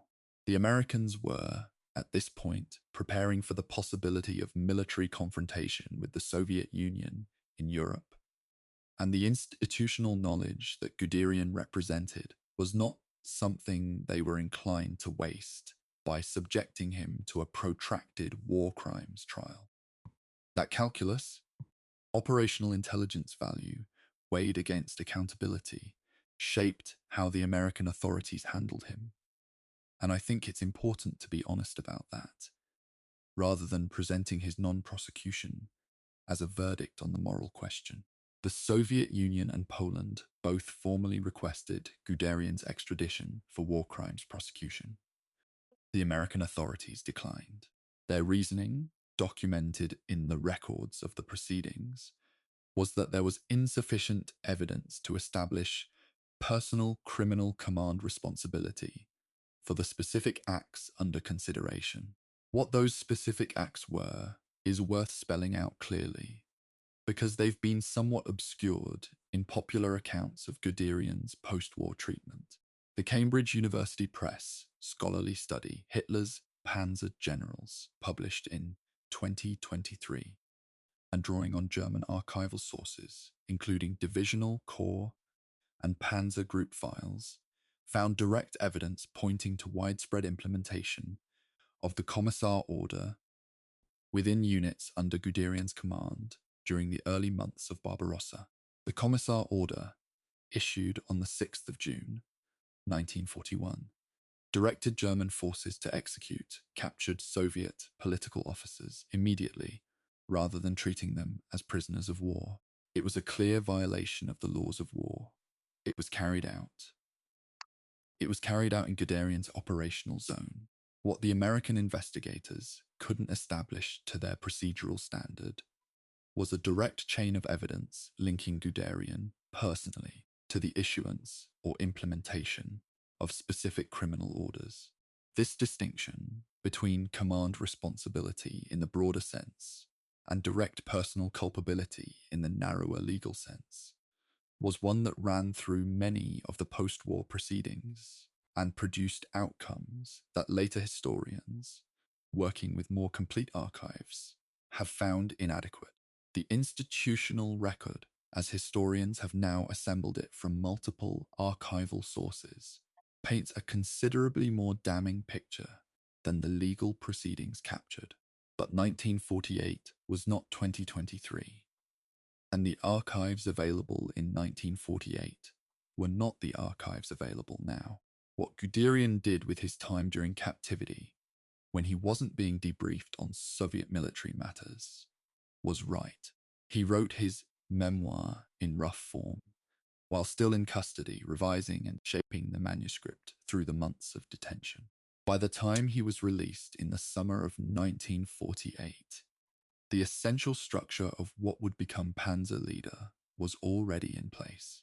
He had spent 3 years in captivity, composing, at manuscript length, a version of his career that centered his own professional judgment, his advocacy for rational strategy against irrational political interference.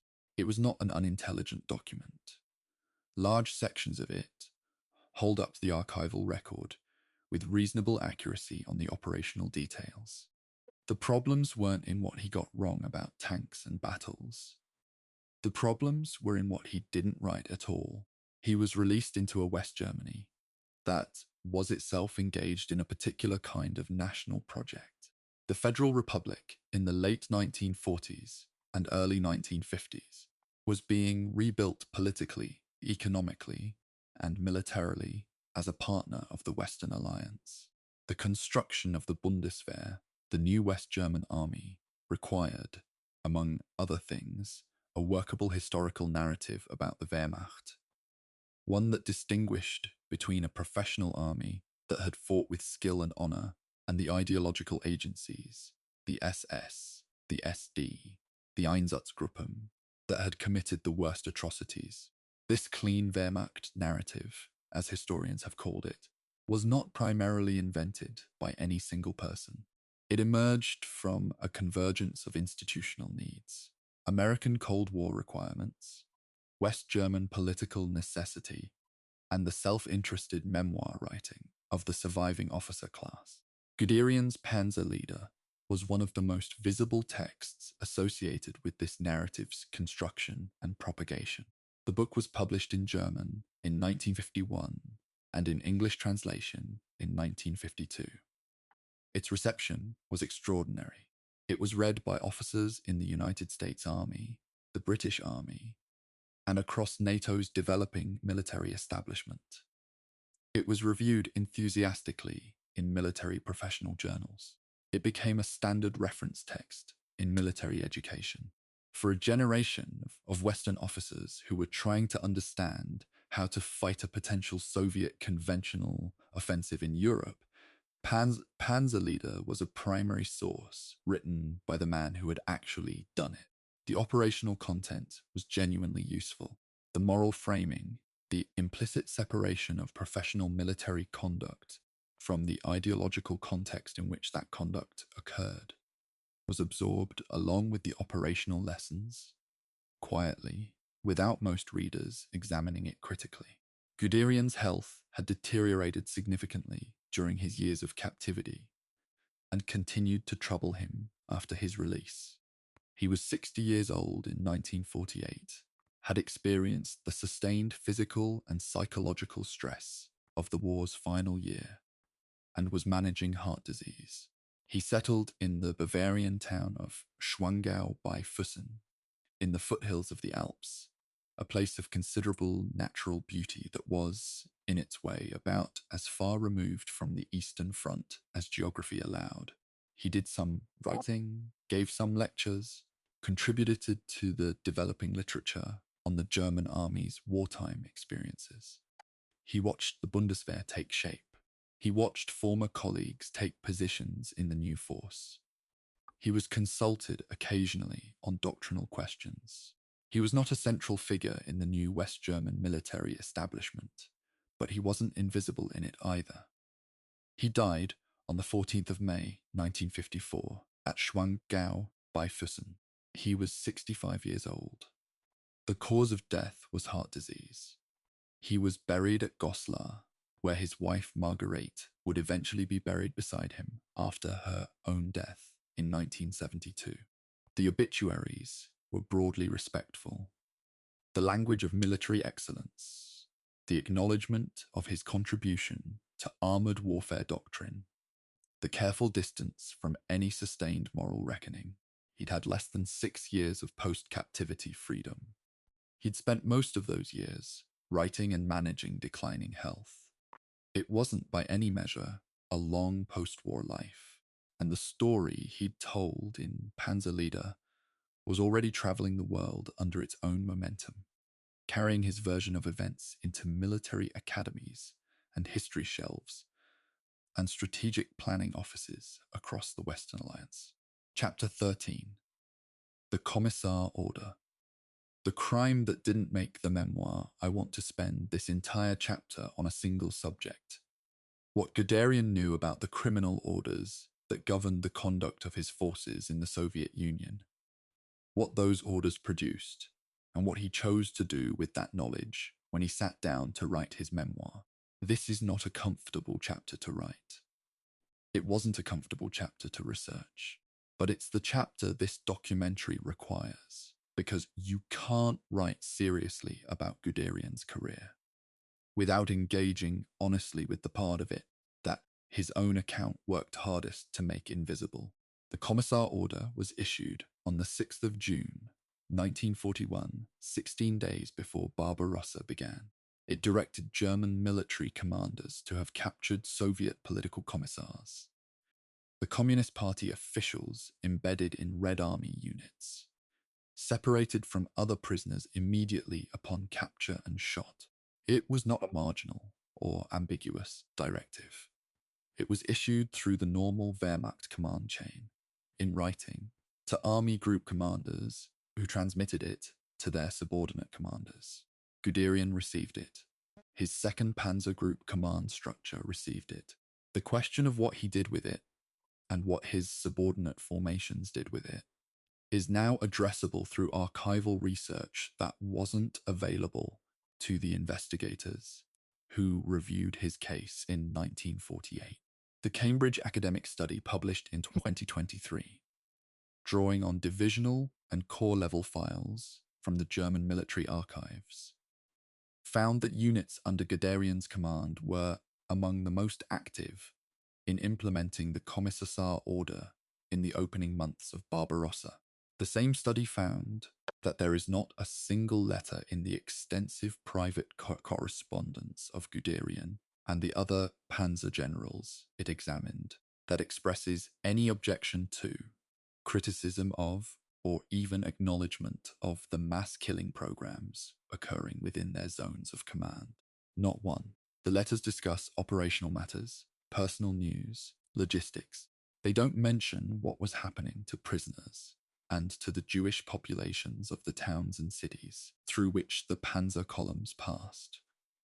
That absence, the study argues, is itself telling. These were not men who didn't know. These were men who knew and who chose, in their private correspondence as in their public memoirs, not to record it. The Einsatzgruppen, the mobile killing units of the SS and security police, operated in the rear areas of the advancing German armies in the Soviet Union. Their operations depended, practically, on the logistical infrastructure of the Wehrmacht: roads, fuel allocations, communications networks, local population information gathered by military intelligence. The army and the Einsatzgruppen were not separate systems operating in the same geographic space by coincidence. They were operationally intertwined in ways that the clean Wehrmacht narrative required erasing. Guderian's panzer group was advancing through territory where the Einsatzgruppen were conducting mass shootings in the weeks and months after his columns moved through. The command structures were parallel, not identical, a distinction that the post-war narrative made into an absolute moral separation that the historical record doesn't support. What could Guderian actually have done? This is the question that defenders of his conduct most frequently raise, and it deserves a serious rather than a dismissive answer. He was operating in a command structure that was, from the top, ideologically committed to a war of annihilation in the East. Officers who refused criminal orders risked their careers and potentially more. There were Wehrmacht officers who pushed back against specific criminal directives, who attempted to limit the scope of their implementation within their own commands. And the record shows that some of these officers faced professional consequences rather than physical ones. The risk was real, but it was professional, not existential for a senior general officer. That's not nothing. It also isn't enough to transform compliance into helplessness. What Guderian chose to do, and I use the word chose deliberately, was implement the directives he received as a professional officer, advance his formations according to his operational doctrine, win battles by the standards his chain of command valued, and file no documented objection to the criminal orders that governed the treatment of prisoners and civilian populations in his operational zone. Then, after the war, he wrote a memoir that talked about tanks and strategy and his arguments with Hitler, and did not discuss any of this. He did not discuss the Kommissar order. He did not discuss the Einsatzgruppen.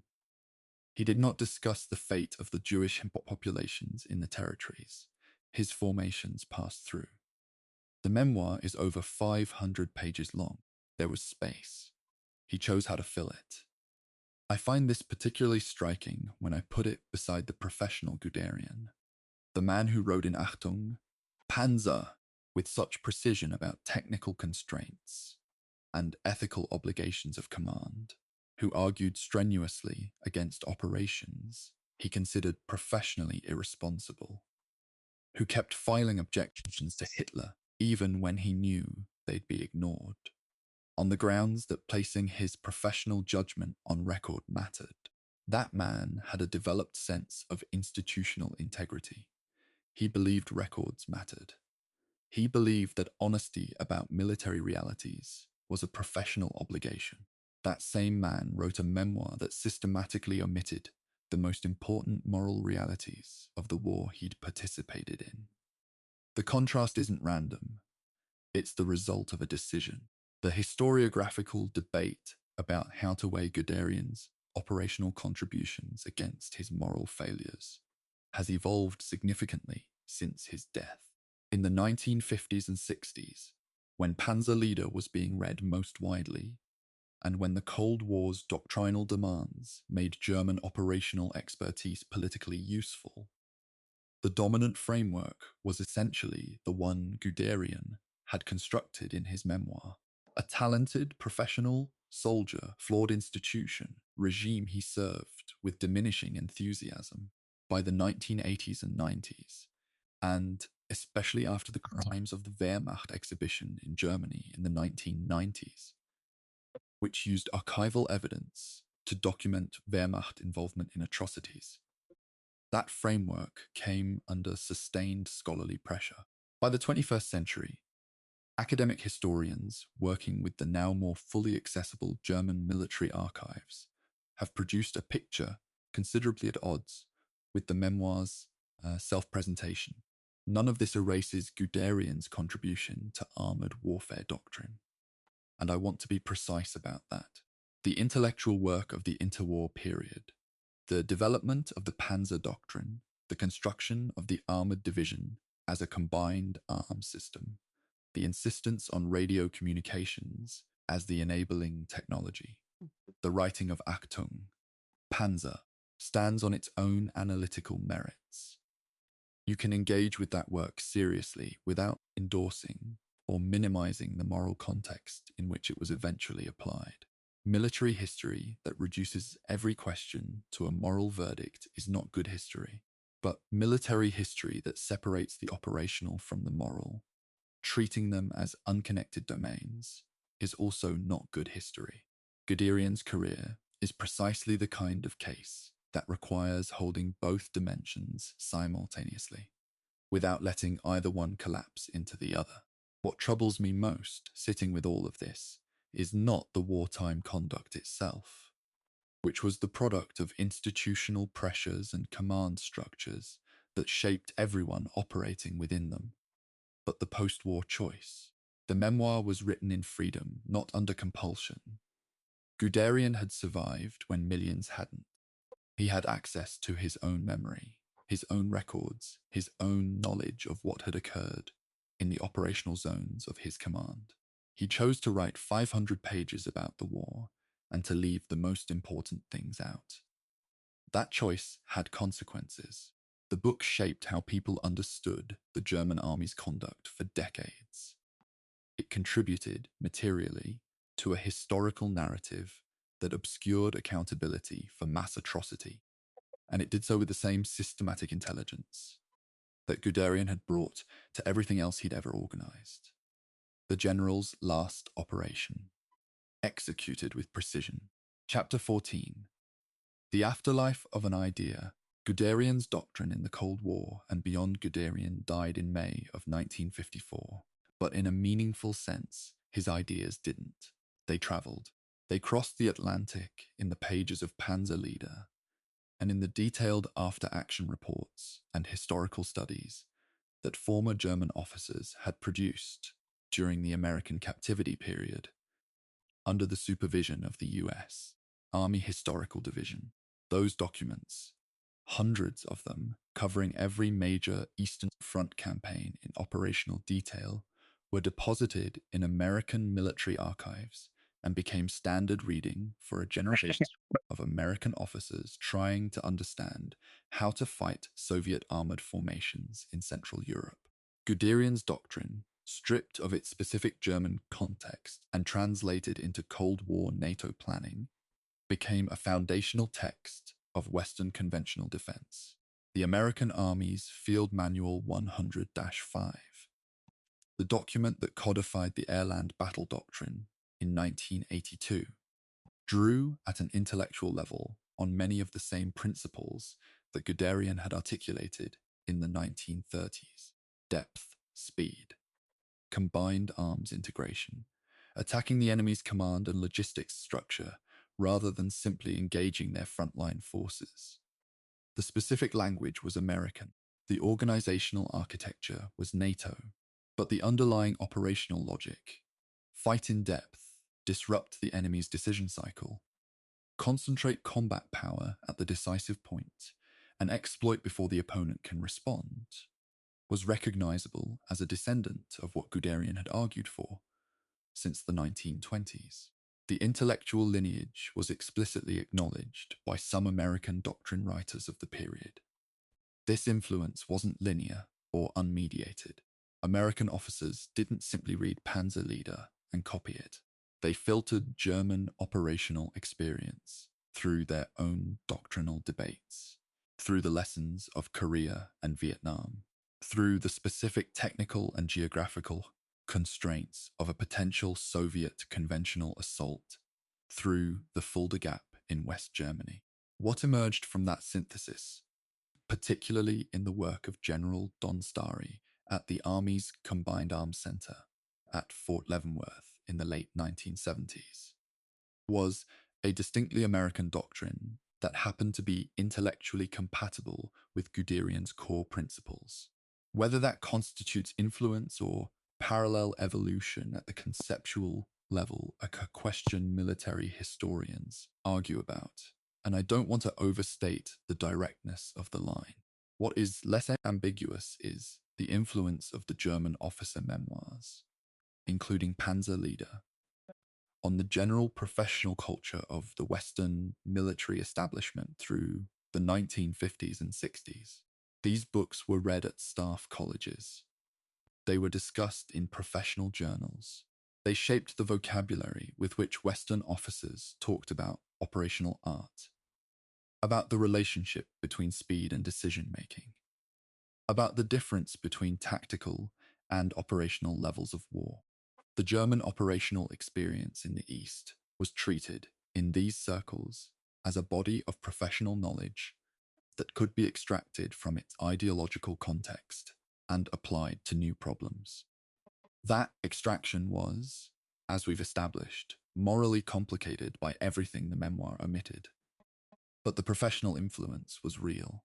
The Israeli Defense Forces developed a doctrine of armored warfare in the 1950s and 60s that drew heavily on German Panzer doctrine, mediated partly through their own combat experience in the 1948 and 1956 wars.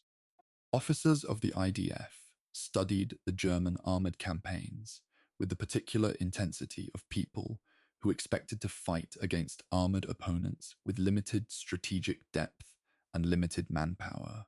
The operational logic of concentration, speed, and exploitation, of hitting where the opponent is weakest and moving faster than their command can respond, resonated with the specific geography and political constraints of the State of Israel. There is a particular historical irony in German Panzer doctrine, developed and applied in campaigns that were conducted in the same ideological space as the Holocaust, being studied and adapted by the army of the Jewish state. History is full of these ironies. They don't simplify anything. They just make everything more difficult and more necessary to understand.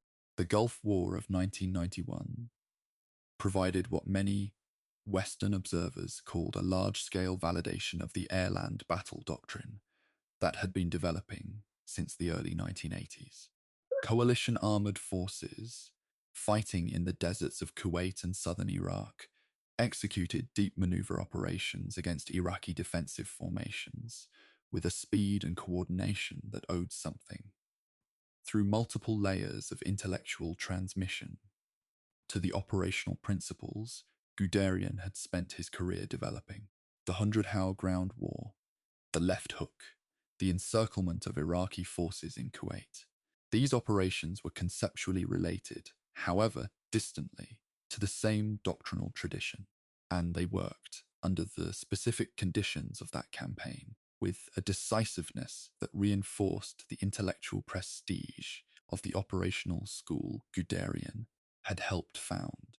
There is a danger in this kind of retrospective success tracing that I want to name explicitly. Doctrine that works in one set of conditions against a specific enemy in specific terrain with specific technological advantages doesn't necessarily work in all conditions. The German Panzer Doctrine worked brilliantly in Poland and France in 1939 and 1940 because those were specific enemies in specific conditions. It ran into serious trouble in the Soviet Union because the conditions were categorically different. The distances were different. The terrain was different. The enemy's capacity for strategic depth was different. And the logistical demands exceeded what the doctrine had been built to sustain. The lesson of Guderian's career isn't simply that his doctrine was correct. The lesson is that his doctrine was correct within specific parameters, and that exceeding those parameters without honest analysis of the constraints produces catastrophe. The contemporary relevance of this lesson isn't abstract. Modern armored doctrine in multiple armies continues to be shaped by the intellectual tradition that Guderian helped establish. The principles of combined arms, of speed and depth, of disrupting an opponent's decision cycle. These appear in American, British, Israeli, and Russian operational doctrine in various forms. What also continues to be relevant, and what is perhaps more important, is the organizational lesson that Guderian's career demonstrated at such cost. The catastrophic danger of a command structure that cannot process honest information about the gap between what a force can actually do and what political will demands that it do. That gap between operational reality and political expectation destroyed the German army in Russia. It has destroyed other armies in other places since. It will likely destroy armies in the future. Guderian's career is one of the most detailed case studies we have of how that destruction unfolds from the inside in real time. The question of how to teach Guderian's operational legacy without inadvertently rehabilitating his institutional complicity is one that military educators have not fully resolved.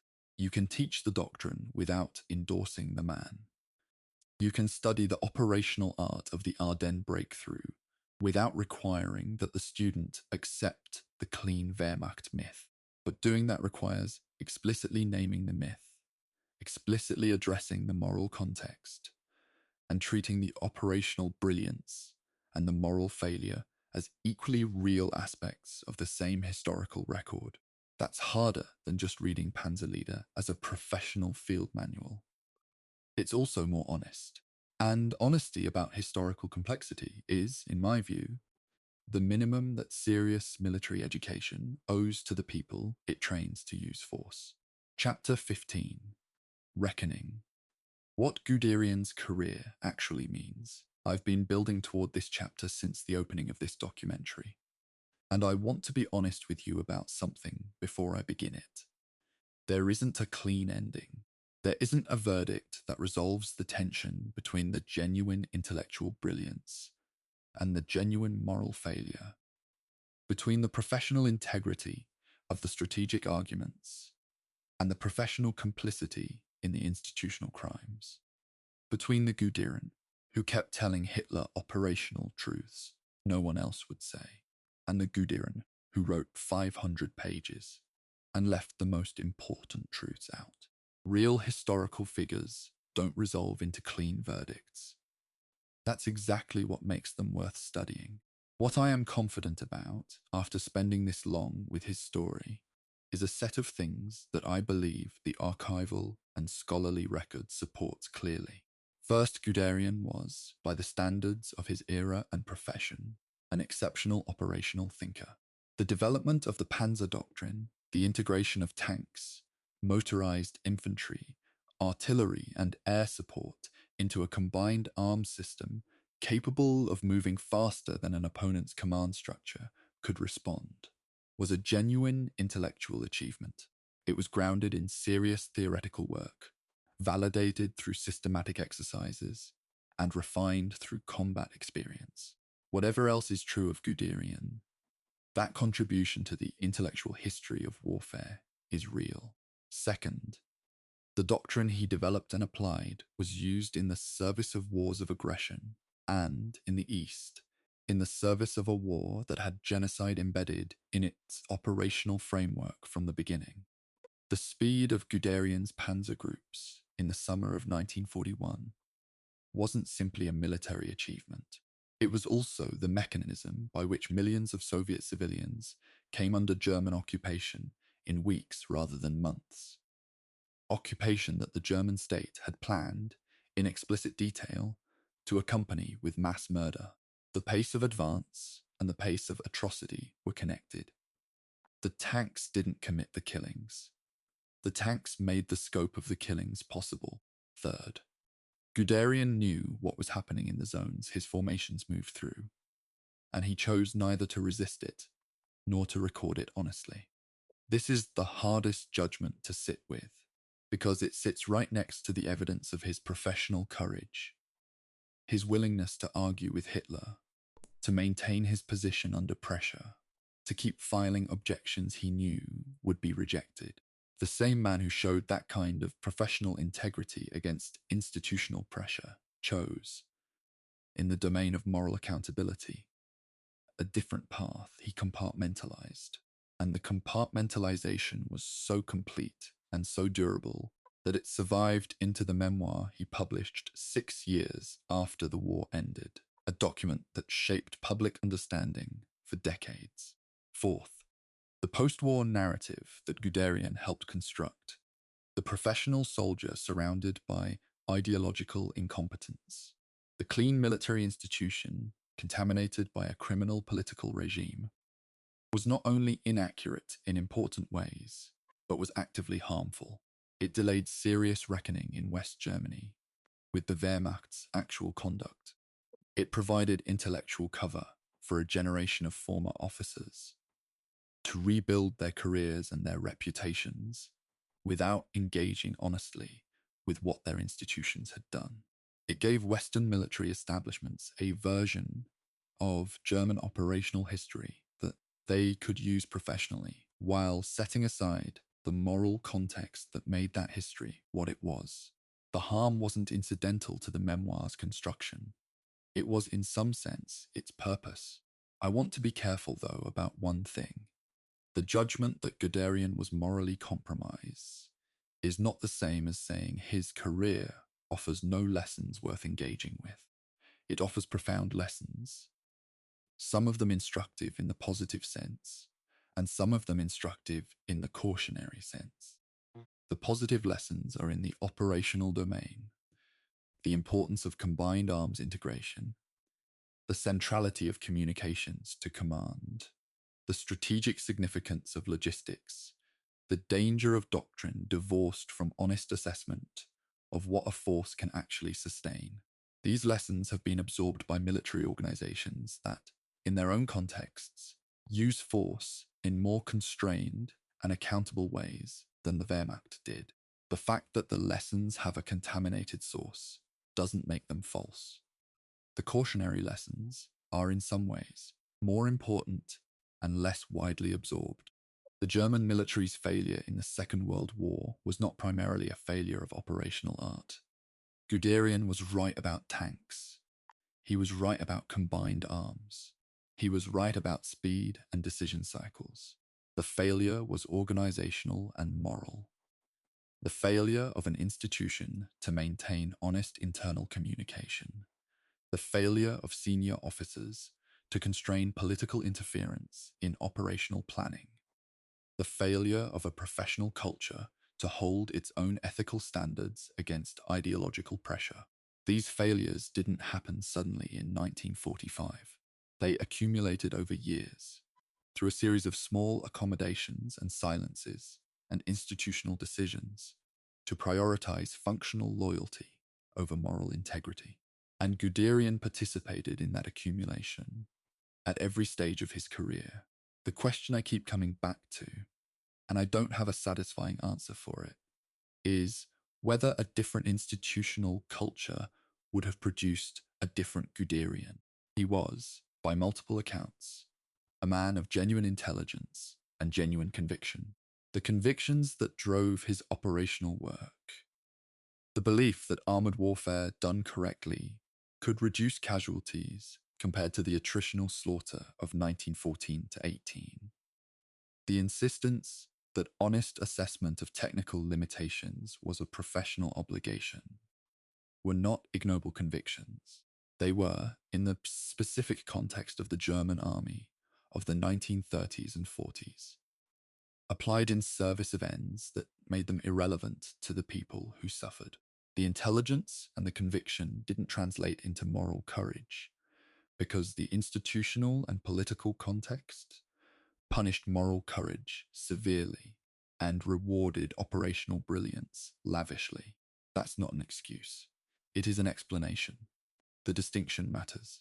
The Bundeswehr, the modern German armed forces, founded in 1955, 1 year after Guderian's death, developed a concept of military ethics called innere Führung, usually translated as inner leadership or leadership development and civic education. Its core principle is that the German soldier must be a citizen in uniform, a person who retains individual moral agency and individual ethical responsibility, even within a chain of command, who cannot discharge moral accountability simply by pointing to orders from above. It was built explicitly and self-consciously as a response to the failures of the Wehrmacht, as an institutional attempt to prevent the kind of moral compartmentalization that had allowed professional soldiers to execute their operational duties with skill and dedication, while the institution they served committed mass atrocity. Guderian's career, and the careers of officers like him, is part of what innere Führung was designed to prevent. There is something clarifying in that institutional response. Not reassuring. Nothing about this history is genuinely reassuring, but clarifying. The German military establishment, in the decades after the war, didn't only produce the clean Wehrmacht narrative, it also, eventually and imperfectly, produced a serious attempt at institutional moral reckoning. The innere Führung concept isn't perfect. No institutional ethical framework is. But it represents an acknowledgement that the compartmentalization Guderian exemplified, the separation of professional excellence from moral accountability, is not a sustainable foundation for a military institution in a democratic society. Heinz Wilhelm Guderian was born in the garrison town of Kulm in 1888, the son of a Prussian officer. He died in the Bavarian foothills in 1954. A man who had helped revolutionize modern warfare, fought with genuine professional courage in an institution that served a criminal regime, and spent his last years constructing a narrative that minimized his complicity and maximized his heroism. The tanks he built doctrine around changed how armies fight. The silence he maintained about what those armies did changed how a generation understood the war they'd just survived. Both things are true. They are both his legacy. And the honest engagement with that double legacy, the brilliance and the silence, held together without collapsing one into the other, is what serious history owes to the people who lived through what he helped to unleash and what he chose not to write about. That's where I have to leave this. Not with a verdict, but with a file, annotated, dog-eared, still not fully resolved. That's usually where the most important histories end up.